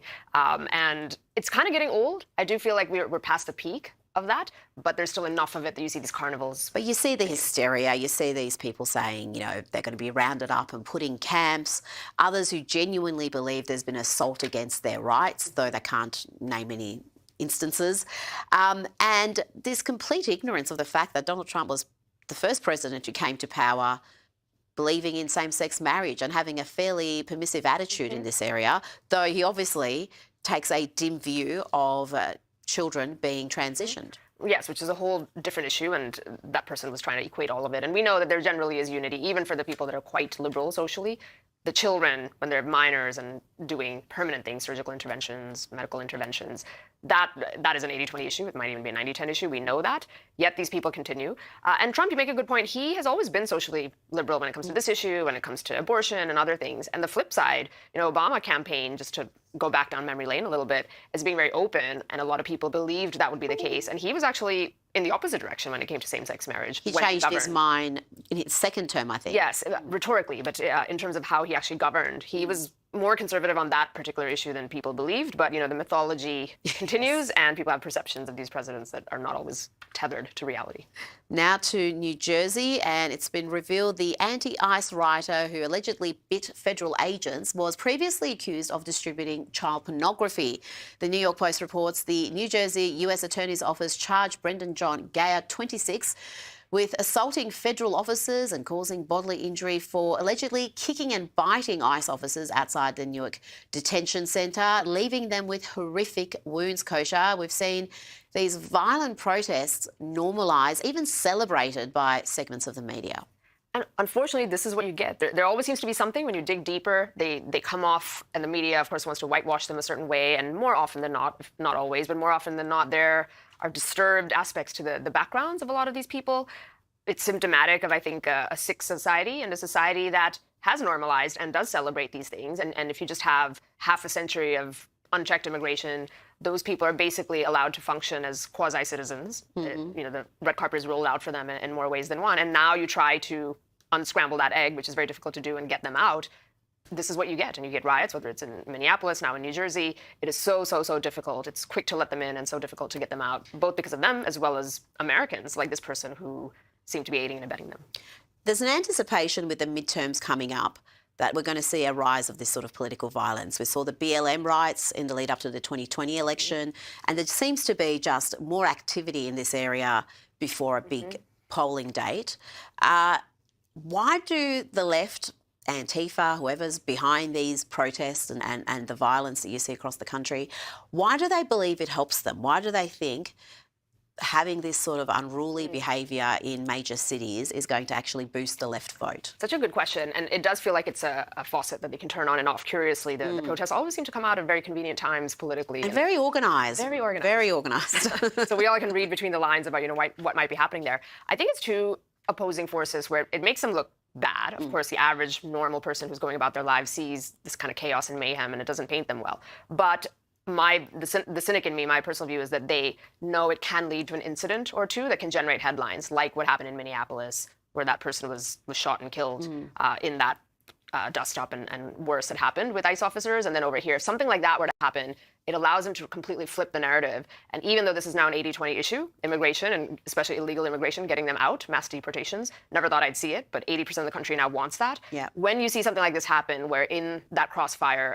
an American citizen gets hurt or even killed, as it happened in Minneapolis, that can get people squishy and soft on the issue. And my theory is that that's why they're doing this, because they're trying to cause a bad incident, which allows them to flip the narrative. Now, let's look at lefty heartland Washington, D.C., and it doesn't get more lefty than D.C. I think Trump got around 5% of the vote there, but he has set about cleaning up the city, and the locals are noticing. This is crazy. Now, I'm from this area. I've never seen it like this. It's so blue and it's bouncing off the white marble. I've never seen the marble this clean before. We have two other fountains, too, that have the same blue water. Oh, my God. It smells gorgeous and looks gorgeous. Ah! Kosha. That was the Columbus Fountain at Union Square, looking very different to the last time I saw it, and that wasn't long ago. Just an incredible transformation. She was positively ecstatic. Yes. And I think people are kind of waking up and realizing that you don't have to live this way, the way they've been living. We couldn't see her, but she sounded quite young. So in her living memory, the norm was probably for it to be very third world, forgive the term, which is how these cities, iconic cities, this is the seat of power, Washington, D.C., or L.A. with Spencer Pratt, related topic, even though, he's got an uphill battle to win. But the one big reason why he's doing so well is because people like clean streets and sidewalks and fountains and monuments. And in D.C., Trump has more levers available to him. So he has pulled those levers and people are getting to enjoy what it's like to live in a clean first world city. Well, I played some footage of lefty heartland cities yesterday, places like Seattle, where the Democrats have ruled for over 50 years. And the decay there is just everywhere. And you won't have a population there who know any different. This is life as they know it. It's not even an option to have clean streets and feel safe and not just have 100%. Homelessness and drug use and that sort of crime right in your face. Just normalize it. And all these books from 1984 to Brave New World and all of them, you see that in fiction depicted that way, where it just takes a generation and then people's memories are set and they expect less and less of their leaders, which suits the leaders just fine. Now to a horrifying story out of the UK that really only came to light thanks to Elon Musk's ex. What happened to 18-year-old Henry Nowak should shame every Brit. It should really shame the police force and the Keir Starmer government. This teenage boy was attacked by Vikram Digwa, stabbed with a Sikh dagger the killer claimed to be carrying for religious reasons. But it's what happened after the stabbing that really should shame the British police and government. The killer claimed falsely that Henry had uttered a racial slur. So what did the police do? They immediately handcuffed the victim, even as he begged them for help, even as he was bleeding to death. I'm going to play you just 10 seconds of the footage of the incident and a warning, it is distressing. Hand. I can't breathe. Put the hand in the cuff, mate. Yeah.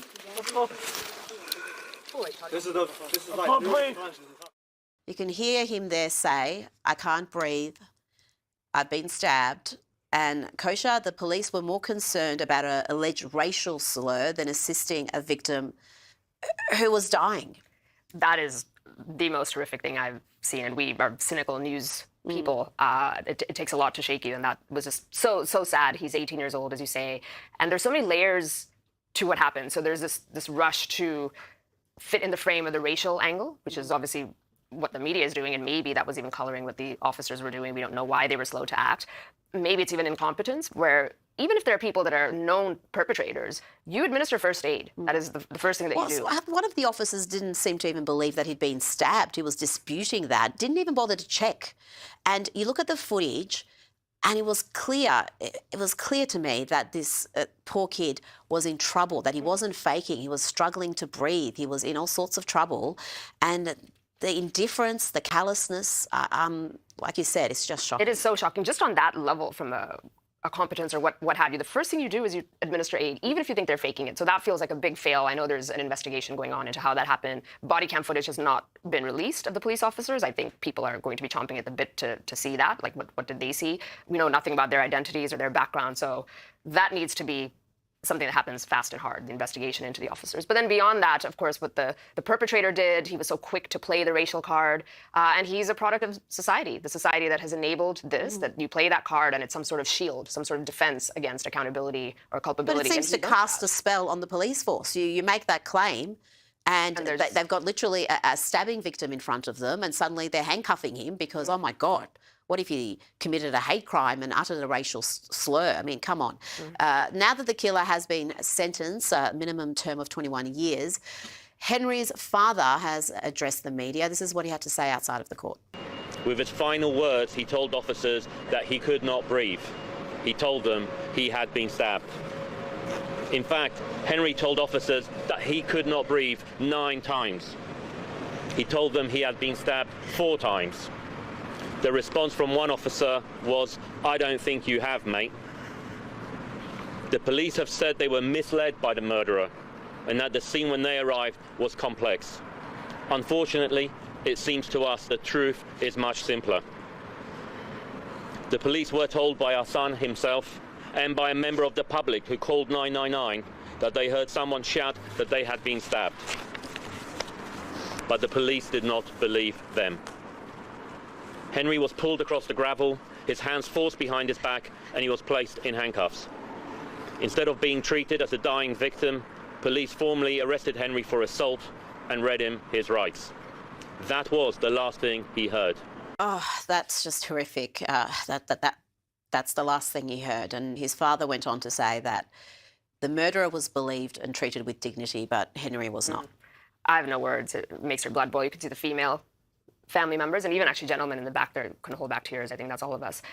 This is just outrageous. I go back to, why the police behave this way. And even as this individual case gets prosecuted, there's a broader issue here. And I think there's a spectrum anywhere from they really have been brainwashed into thinking that the organizing principle of society is racial, and that is what guides their thought process, even in these life. This is a police force that arrests, that pays visits to people who have posted mean tweets or have mothers shared and memes grandmas that are offensive to some segments of society. So when you've got a police force with that sort of culture where they are literally going after thousands of people every single year for things that they're posting online, you're kind of not surprised then that this is this is not isolated.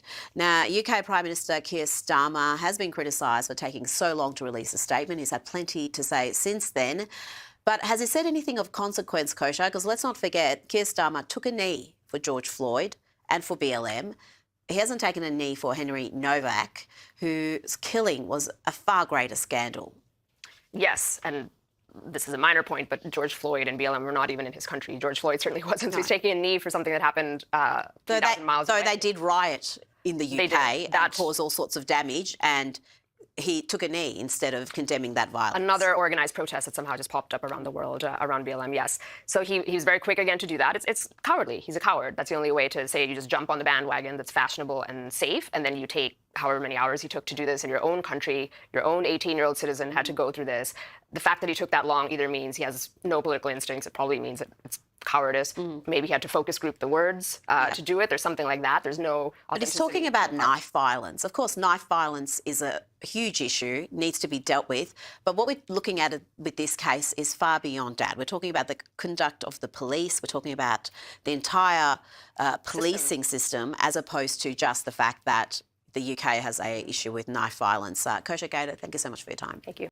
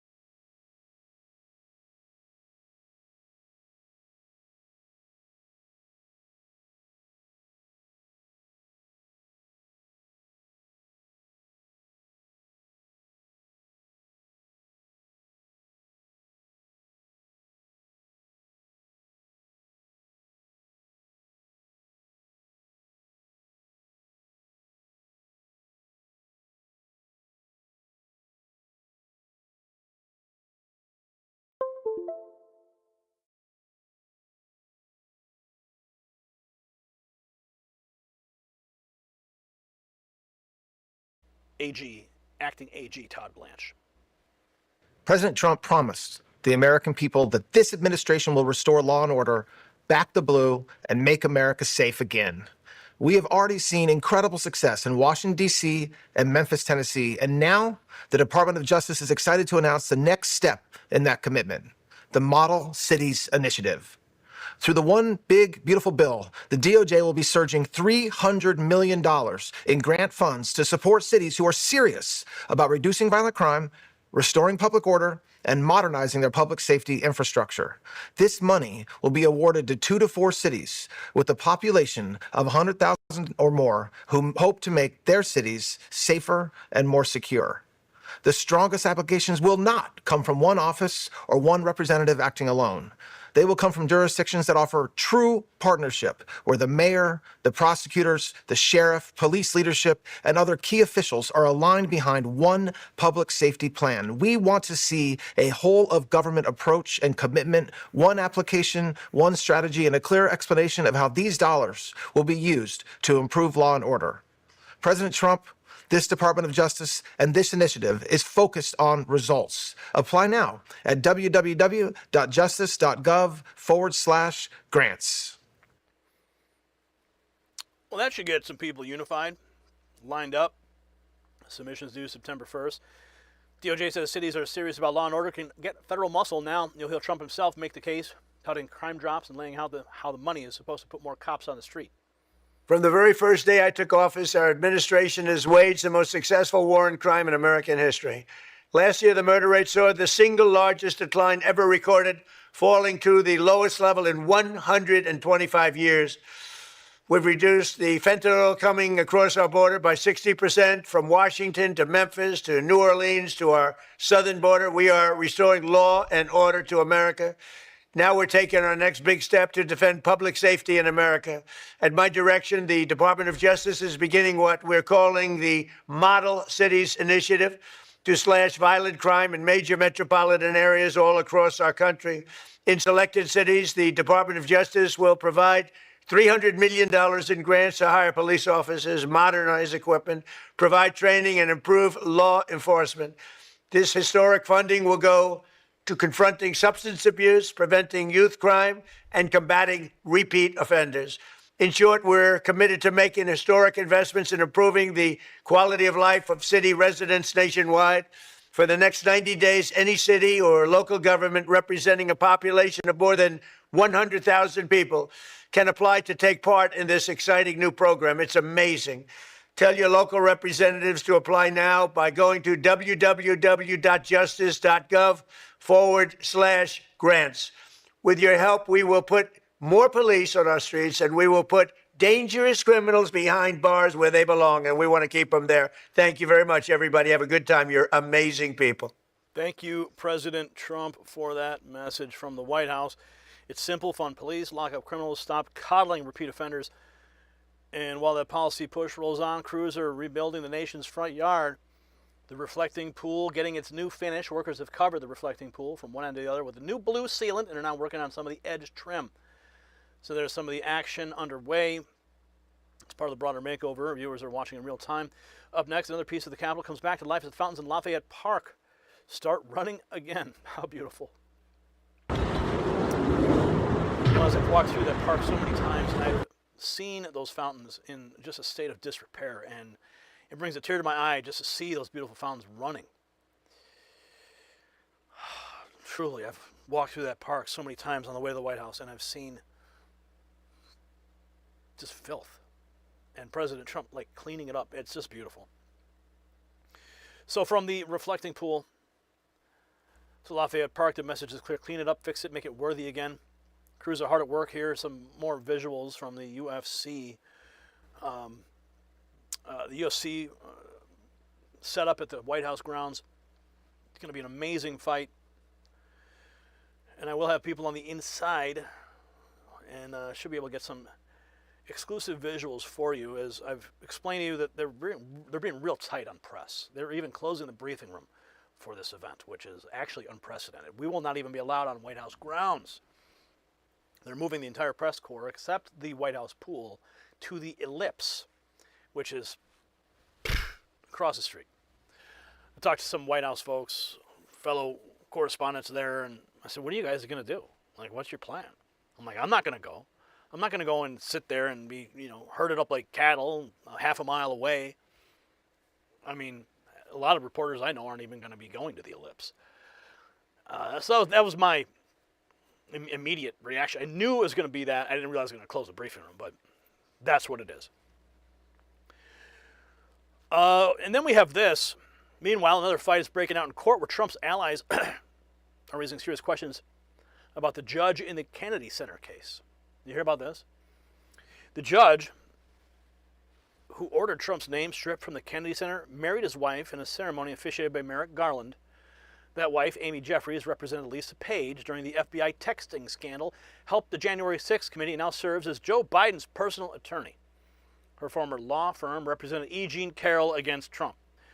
Trump says Judge Christopher Cooper has a total conflict of interest and asserts he can't be treated fairly in Cooper's court. So the Kennedy Center fight is exactly why so many Americans don't trust the system. Same insider circle, same anti-Trump crowd. Meanwhile, back in Washington, the makeover keeps moving. Union Station, Columbus Circle getting long overdue renovations. Here's Elena Austin and her take on what's going on there.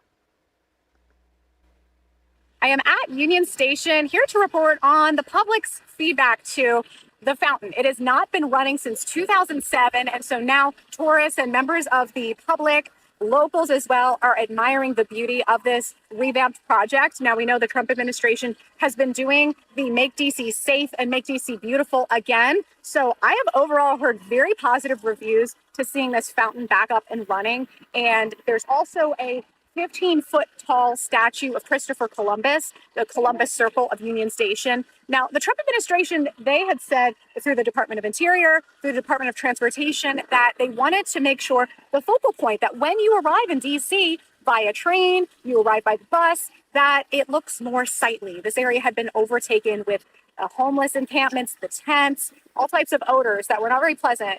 It used to be the first thing that hit you when you came into DC. I actually used to live right by Union Station here. Some people think the money could be spent better on other priorities, but overall we're seeing the reflecting pool. That's supposed to be done within the next couple of weeks. It'll go from being gray to what they're calling American flag blue.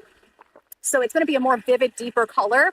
And all of this, of course, coinciding with the America 250 events and the 250th anniversary of the U.S. founding and government system. So overall, I'm hearing from people who they're excited to come out here, walk their dogs, and just enjoy that architectural beauty that you see here. Again, there are some people that are not in favor of these projects and they think that the money needs to go to other issues. But overall, it's a very huge transformation to this area. It looks completely different now. Completely different. Trump giving D.C. the makeover it deserves. Same pattern across the city. Restore what was neglected and take back spaces, the swamp let rot. Next up, a supporter shows the finished look and celebrates how beautiful the city of We the People is starting to look again. Here's another shot. Look at this. Beautiful. Just absolutely beautiful. Fountain flowing again in Washington, D.C. Making Washington, D.C. beautiful again. And now President Trump from the Oval Office today says one of the biggest projects is crossing the finish line now. From inside the Oval, gives an update on the reflecting pool, explains just how bad it had gotten. It was bad, and it looked terrible. It was supposed to be beautiful. It was opened in 1922, and it always leaked. There was a problem. It's called the Great Reflecting Pool between the Washington Monument and the Lincoln Memorial, and right in between is almost 2,500 feet long. I could show you. It would be like the tallest building in the world laid on its side. So, what does it all mean? It means that the Trump administration is unifying beauty, order, safety, and patriotism into one governing message. The restored fountains are not just fountains. The reflecting pool is not just a construction project. The Union Station cleanup is not just cosmetic, and the DOJ's $300 million Model Cities initiative is not just another grant program. Together they form one argument. Safe cities and proud public spaces reinforce each other. When the government stops tolerating blight, excuses, and the anti-police madness, citizens begin to believe their country can function again. That's why UFC Freedom 250 matters. It's a centerpiece of a broader America First vision, one where the Capitol becomes a visible demonstration that national decline is reversible And President Trump intends to prove it. And maybe that is what has the establishment so rattled. Because if Trump can turn Washington, D.C. into a showcase of order, beauty, and celebration and law and order confidence, then the entire excuse system of the left starts collapsing. They told you that rot was permanent. They told you disorder was complicated. They told you Americans just had to live with less. President Trump is showing the opposite. Clean it up, fix it, secure it, celebrate it, and let the country see the difference. Even the fight over that Kennedy Center ruling shows the same old network of anti-Trump insiders still trying to block him. But the bigger picture is already visible. This White House is building towards America's 250th birthday as a national comeback story. If you think America's capital should be clean and safe and beautiful and unapologetically patriotic again, then share this report and subscribe to Next News. Drop your answer below. Yes or no, should UFC Freedom 250 become the symbol of America's comeback? I want to hear from you. Let's have a conversation. And let's have a conversation over here. See that number on your screen? See those words? Text raw feed to 844-840-4963. That's how we continue the conversation when the notifications never arrive from YouTube. When the algorithm decides to bury us under countless videos from CNN and MSNBC because they've flipped the algorithm, we stay connected regardless. We're just going to bypass the middleman. It's going to be me and you. I'll send you the messages that matter. One message, Monday through Friday, 8:45 Central, every night. You'll get the updates that you need. And since we're talking about the Freedom 250 celebration, celebrate with us. We've got some new gear down on the merch shelf below at the link. Check it out, find something you like, and celebrate America 250 with us.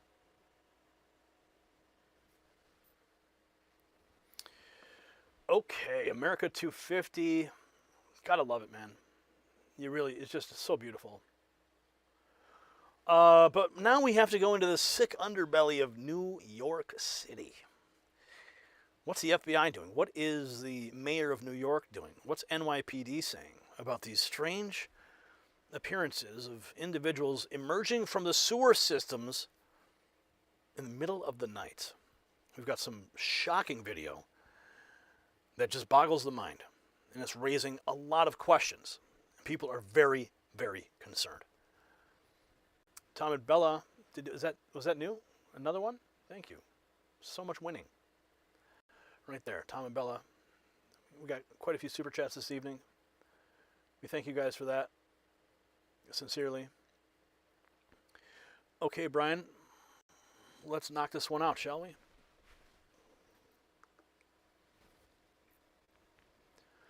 What would you think if you were driving through Brooklyn at 2 in the morning and saw a line of men in headlamps, coveralls, and waiters climbing out of a manhole with shovels in their hands? Because that's exactly what security cameras appear to show in multiple New York incidents now under investigation. Police say there is no known threat to the public. No known threat. Fine. But that answer has not calmed anyone down, and the reason why it matters even more than the footage itself. See, this is no longer just a weird sewer story, it's a trust story. Americans know that something feels off. Now let's be clear, nobody should jump straight to panic. Nobody should ignore common sense either. The facts we have are strange enough on their own. Multiple groups of men in more than one location reportedly opening manholes in Brooklyn and Queens in the dead of night, went underground for long stretches, then came back up carrying gear and in some cases changing clothes before disappearing into the city. Authorities say they found no damage, no tampering, no immediate public threat. That's important, but here's the real issue. Millions of Americans no longer hear official reassurance and instantly relax. No. After years of urban disorder, weak leadership in Democrat-run cities, border chaos under the former Biden administration, and nonstop warnings about infrastructure vulnerability, the public has been conditioned to ask the hard question first. Not, is this harmless, but what if it isn't? And that's why the story has exploded. Not because people are irrational, but because trust has been burned so many times that unexplained activity now sets off every alarm in the American mind. Before we go further, if you're looking for ways to stay sharp and energized in a world that never slows down, I need you to listen to this. Now, see, I've tried hundreds of supplements over the years, and nothing has delivered results like C60 Evo.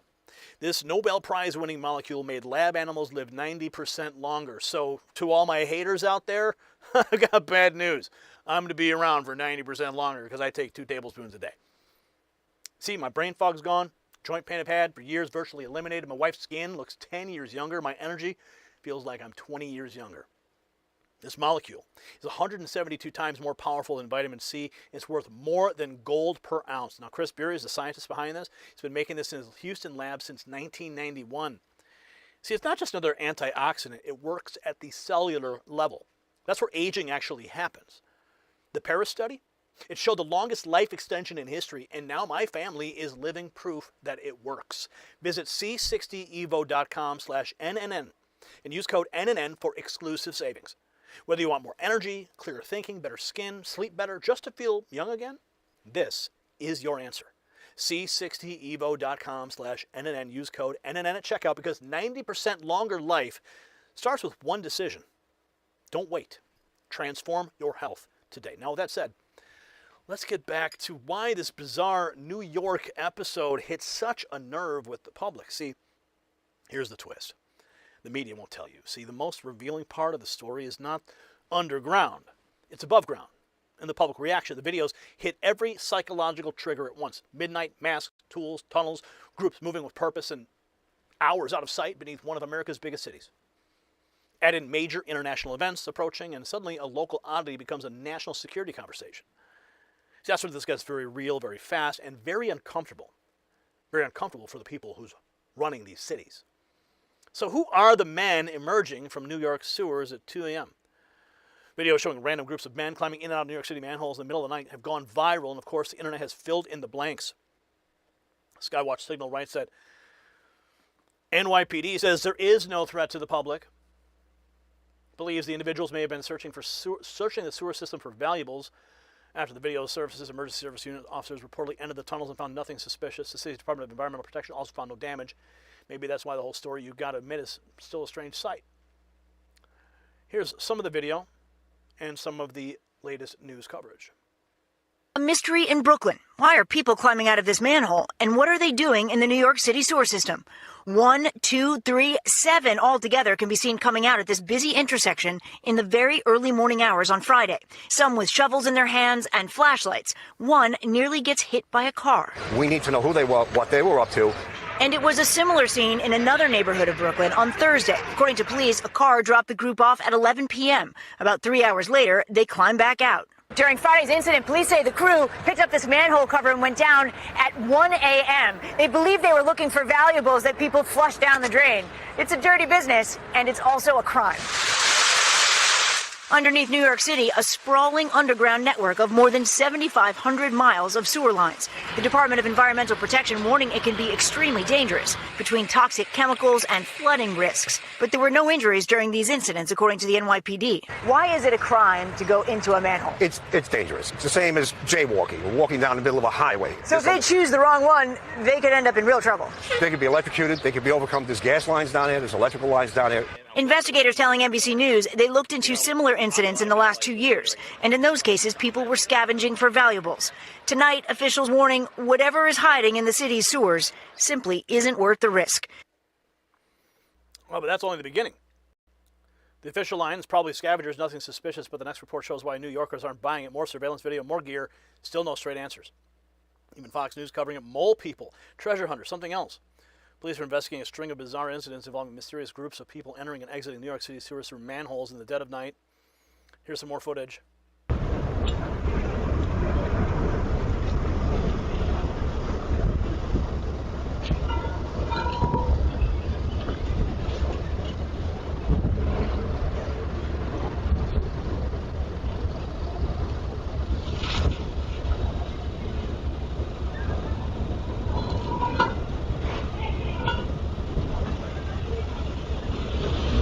And the cars just drive by. Police say no known threat to the public, but the mystery has sparked a citywide investigation. Fox is raising the same question everyone else is asking, treasure hunters or something else. This online reaction gets a lot more blunt. Hopefully they weren't putting bombs down there under the city. For sure, they were up to no good. So the public suspicion is exactly why the story is not going away. Next, another report lays out the gear, the late night timing. The question City Hall still can't answer. Here in New York City tonight, we're learning more about those mystery sightings, men emerging from manholes in Brooklyn and in Queens with headlamps and shovels. And tonight, hear the new warning. Here's our chief investigative correspondent, Aaron Katersky now. Tonight, a mystery underground. New York City police are working to identify the men in this video, wearing waders and carrying flashlights, prying open a manhole in Queens and slipping into the sewer. They're also trying to identify 7 men, some with headlamps and shovels, going into the sewer in Brooklyn and then emerging one by one. One guy almost gets hit by a car. Tonight, police suspect these groups were hunting for valuables. This happens from time to time, but there are a lot of hazards down there. Unstable surfaces, confined spaces, noxious gases. Police in the Department of Environmental Protection inspected the sewer system and said they found nothing tampered with, insisting.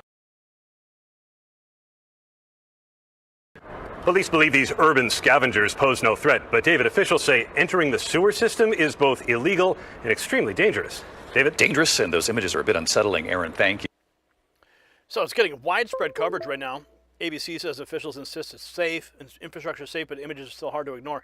Even AP covering the story. Wait.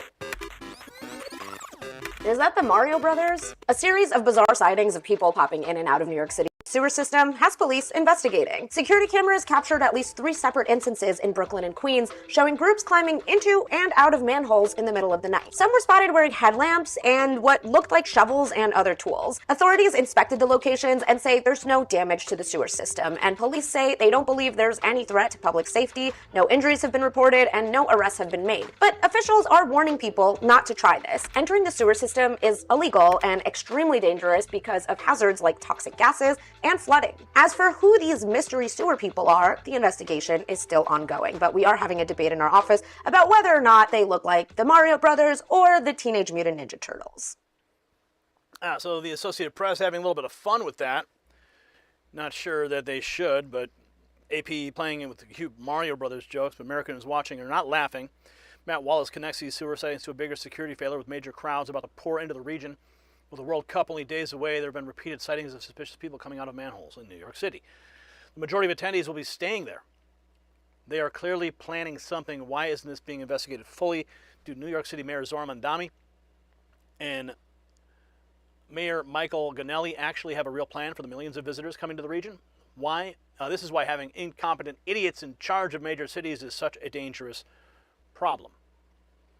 So while the media shrugs and the political class sleeps, independent voices are zeroing in on the same problem. Repeated sightings, no accountability.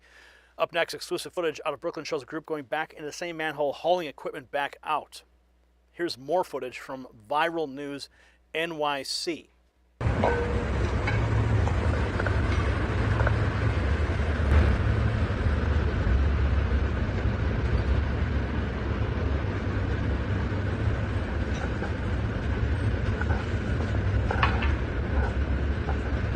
Care in the world.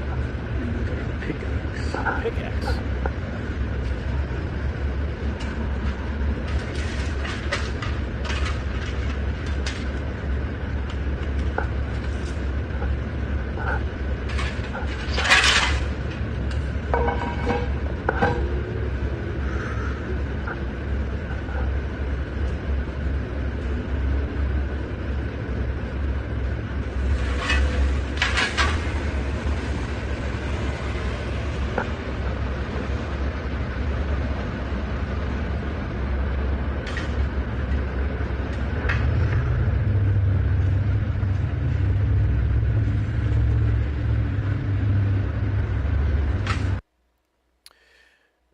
So that wasn't just a one-off, dropping into a tunnel. According to that source, they kept returning, pulling gear from below. Next goes further, pointing to nearby cash businesses and a bank.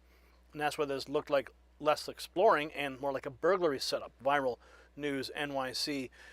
The Brooklyn manhole mystery deepens. Were these underground explorers or a burglary crew? I went back to the area today, started taking a closer look at what surrounds the location. One thing immediately stood out: numerous cash-heavy businesses nearby along with a bank. The more I dig into the story, the more questions I have. Sources and video show that these individuals were underground for nearly 2 hours. They didn't appear to be random people fooling around. They came equipped with shovels, masks, specialized gear to keep themselves dry while navigating below ground. For those unfamiliar with New York City's underground infrastructure, some tunnel systems can stretch for miles and connect across boroughs. That raises an obvious question. What exactly were they doing down there for that long? At this point, nothing has been officially confirmed, but the deeper I look into this incident, the more it resembles a crew. They may have been preparing for something far more serious than a late-night adventure. 2 hours underground, masked tools, and planning. Something about this entire situation does not feel right. Back here at the manhole tunnel in Brooklyn, New York. Now, I did a little more research, and you got cash businesses all over here, right? You got a car wash right there. You got, this place is mostly cash. You got other locations like this recycling center where there's a lot of cash here. Other places here that has a lot of cash. You got a bank that's down the block. Now, these manhole tunnels, right, they literally reach throughout the city. You can literally take one tunnel from here, which is Brooklyn, all the way to Manhattan, right? So I'm thinking these guys came here to rob a place, and they came here with the tools, because they all had tools on them, and they were looking to rob something. That's my personal opinion. A lot of them also came prepared, masks, right? Some of them had masks on, some of them didn't. Some of them had those like fishing trunks, you know, like so your feet won't get wet, the plastic ones. So it's weird, super weird. And I'm speaking to more residents around here, and they're confused as well. So I personally think these guys came here to burglarize someplace. They brought their tools. They stayed down there for 2 hours, right? 2 hours they can walk from here to the city.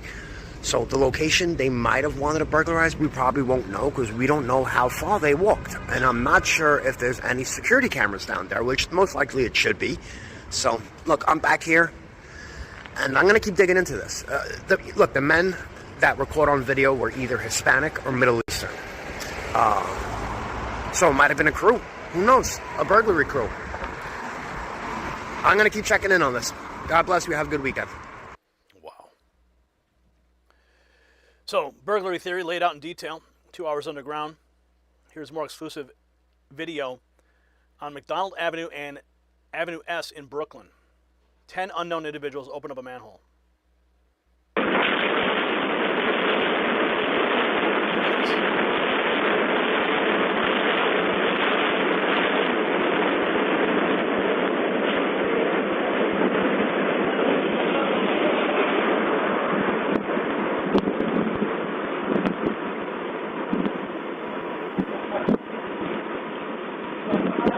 A lot of people.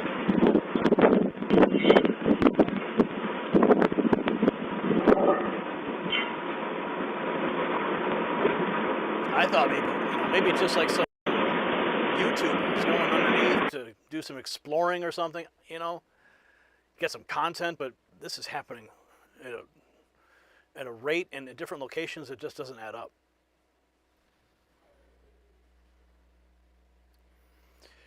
So, and the claim about the car cover where it gets even darker, social media post takes it up 3 separate incursions, warns it could be more than scavenging, maybe a heist or something worse. Tyler Durden, Zero Hedge. That is now 3 separate manhole incursions by teams of 5 to 10 people with tools, many with shovels, and will look like a sifter screen box with one guy probably planning a major heist or terror attack under New York City. Soon, if FBI Director Cash doesn't thwart it. So, what does this really mean? It means America is living in a low-trust era, and citizens are responding exactly the way serious people respond when institutions have failed too often. Police may be right. This was sewer scavenging, underground exploration, or some other non-terror activity. If so, good. We should be thankful. But the speed with which ordinary Americans jump to fears of sabotage, sleeper cells, heists, or infrastructure targeting tells you everything about the current mood. People don't believe Blue City officials are fully in control. They don't believe every strange event gets transparent answers, and they absolutely do not believe that weird behavior around tunnels, utilities, and transit should be shrugged off. In other words, the sewer mystery is really a confidence crisis, all caught on camera. And that's the takeaway tonight. The story may end with a simple explanation. Maybe these men were digging for discarded valuables. Maybe it was just illegal, reckless, and bizarre. But the public response is the bigger headline. Americans are watching the streets, the tunnels, the infrastructure, and the people in charge with a level of suspicion that did not come out of nowhere. It came from years of being told not to believe their own eyes, years of failed leadership in major cities, and years of seeing danger minimized until it's impossible to hide. Under President Trump, Americans are right to demand order, transparency, and serious answers instead of lazy reassurance. So now we want to hear from you. If you saw 10 men climbing out of a sewer at 2, would you trust the official explanation around Shed's report and subscribe to the Next News Network for more America First coverage? But most importantly, text those words raw feed to the number you see on your screen, 844-840-4963.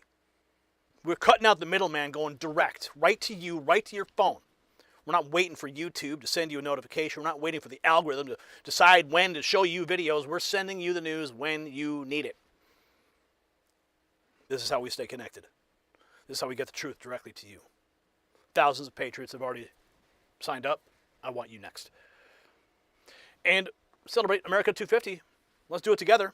Check out the merch shelf below this video and check out something you like and celebrate America 250 with the Next News Network.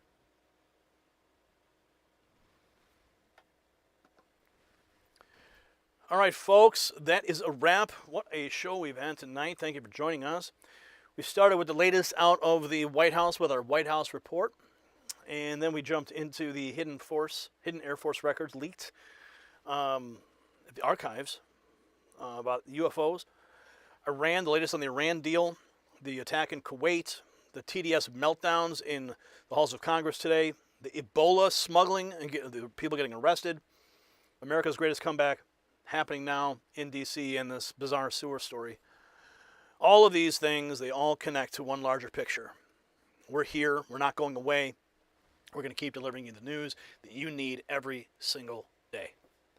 And this weekend, I've got a really special interview that's about to drop.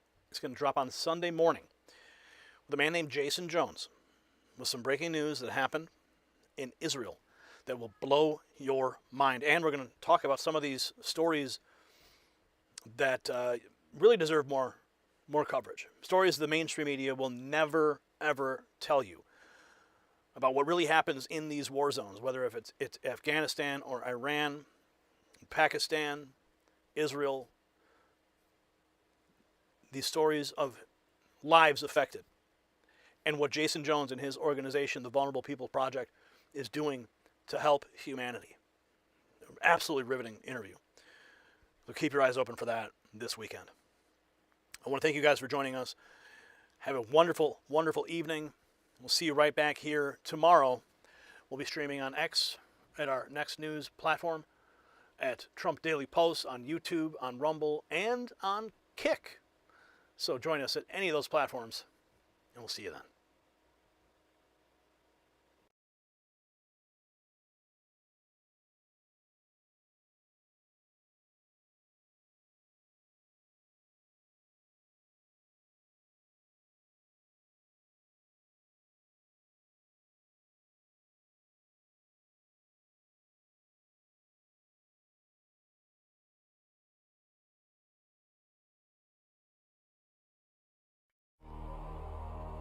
Everybody has their own way of playing the game.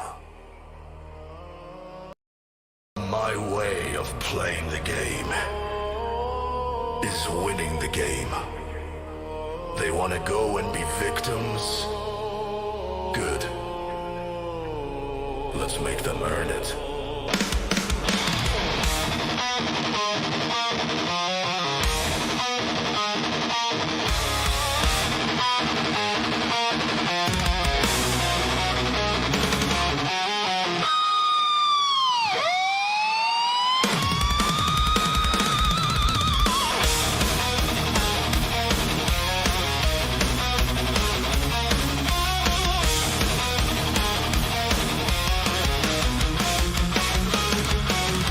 Riots at St. Paul led by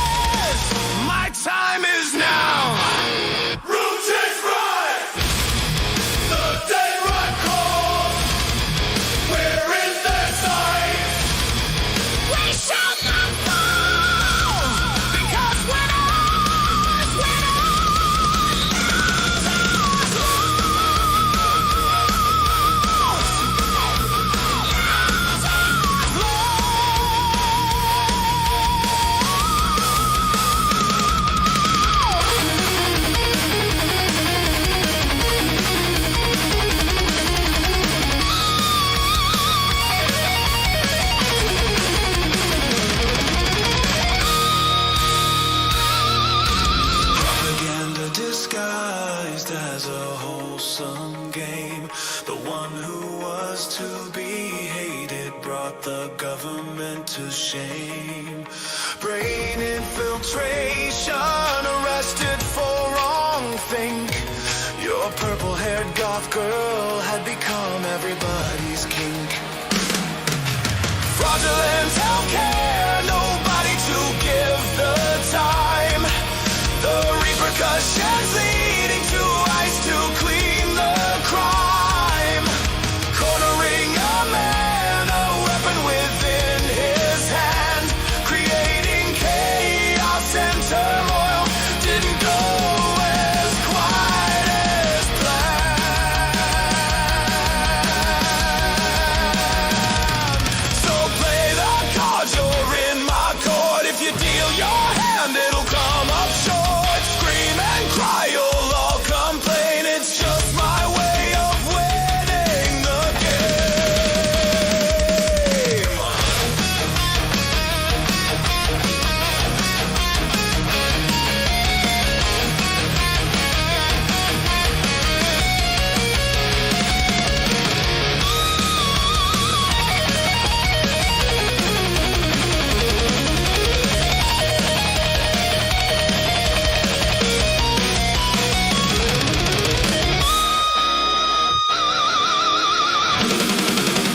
Protest rise, the dead rat calls. We're in their sights. We shall not fall, because we're not, we're not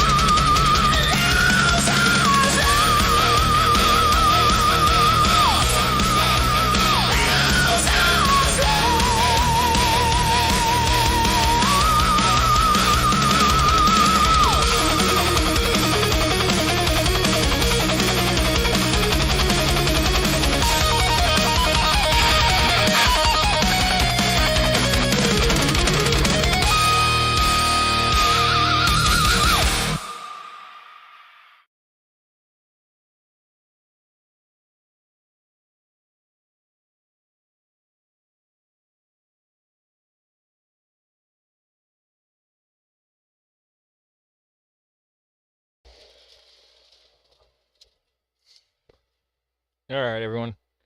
Well, that was the end of the show for today. I'm going to eat a little bit and then come back on and maybe play World of Warcraft first or Warcraft 3. I can't determine this yet. And I'm going to pick up groceries, so that's like kind of like maybe I should just play World of Warcraft and just like leave Warcraft 3 for another day. But anyway, thank you for watching this. If you like content like this, make sure you comment about it or what you liked. Share this with other people that like this type of content, and subscribe for more. Thank you. Make sure you have a great rest of your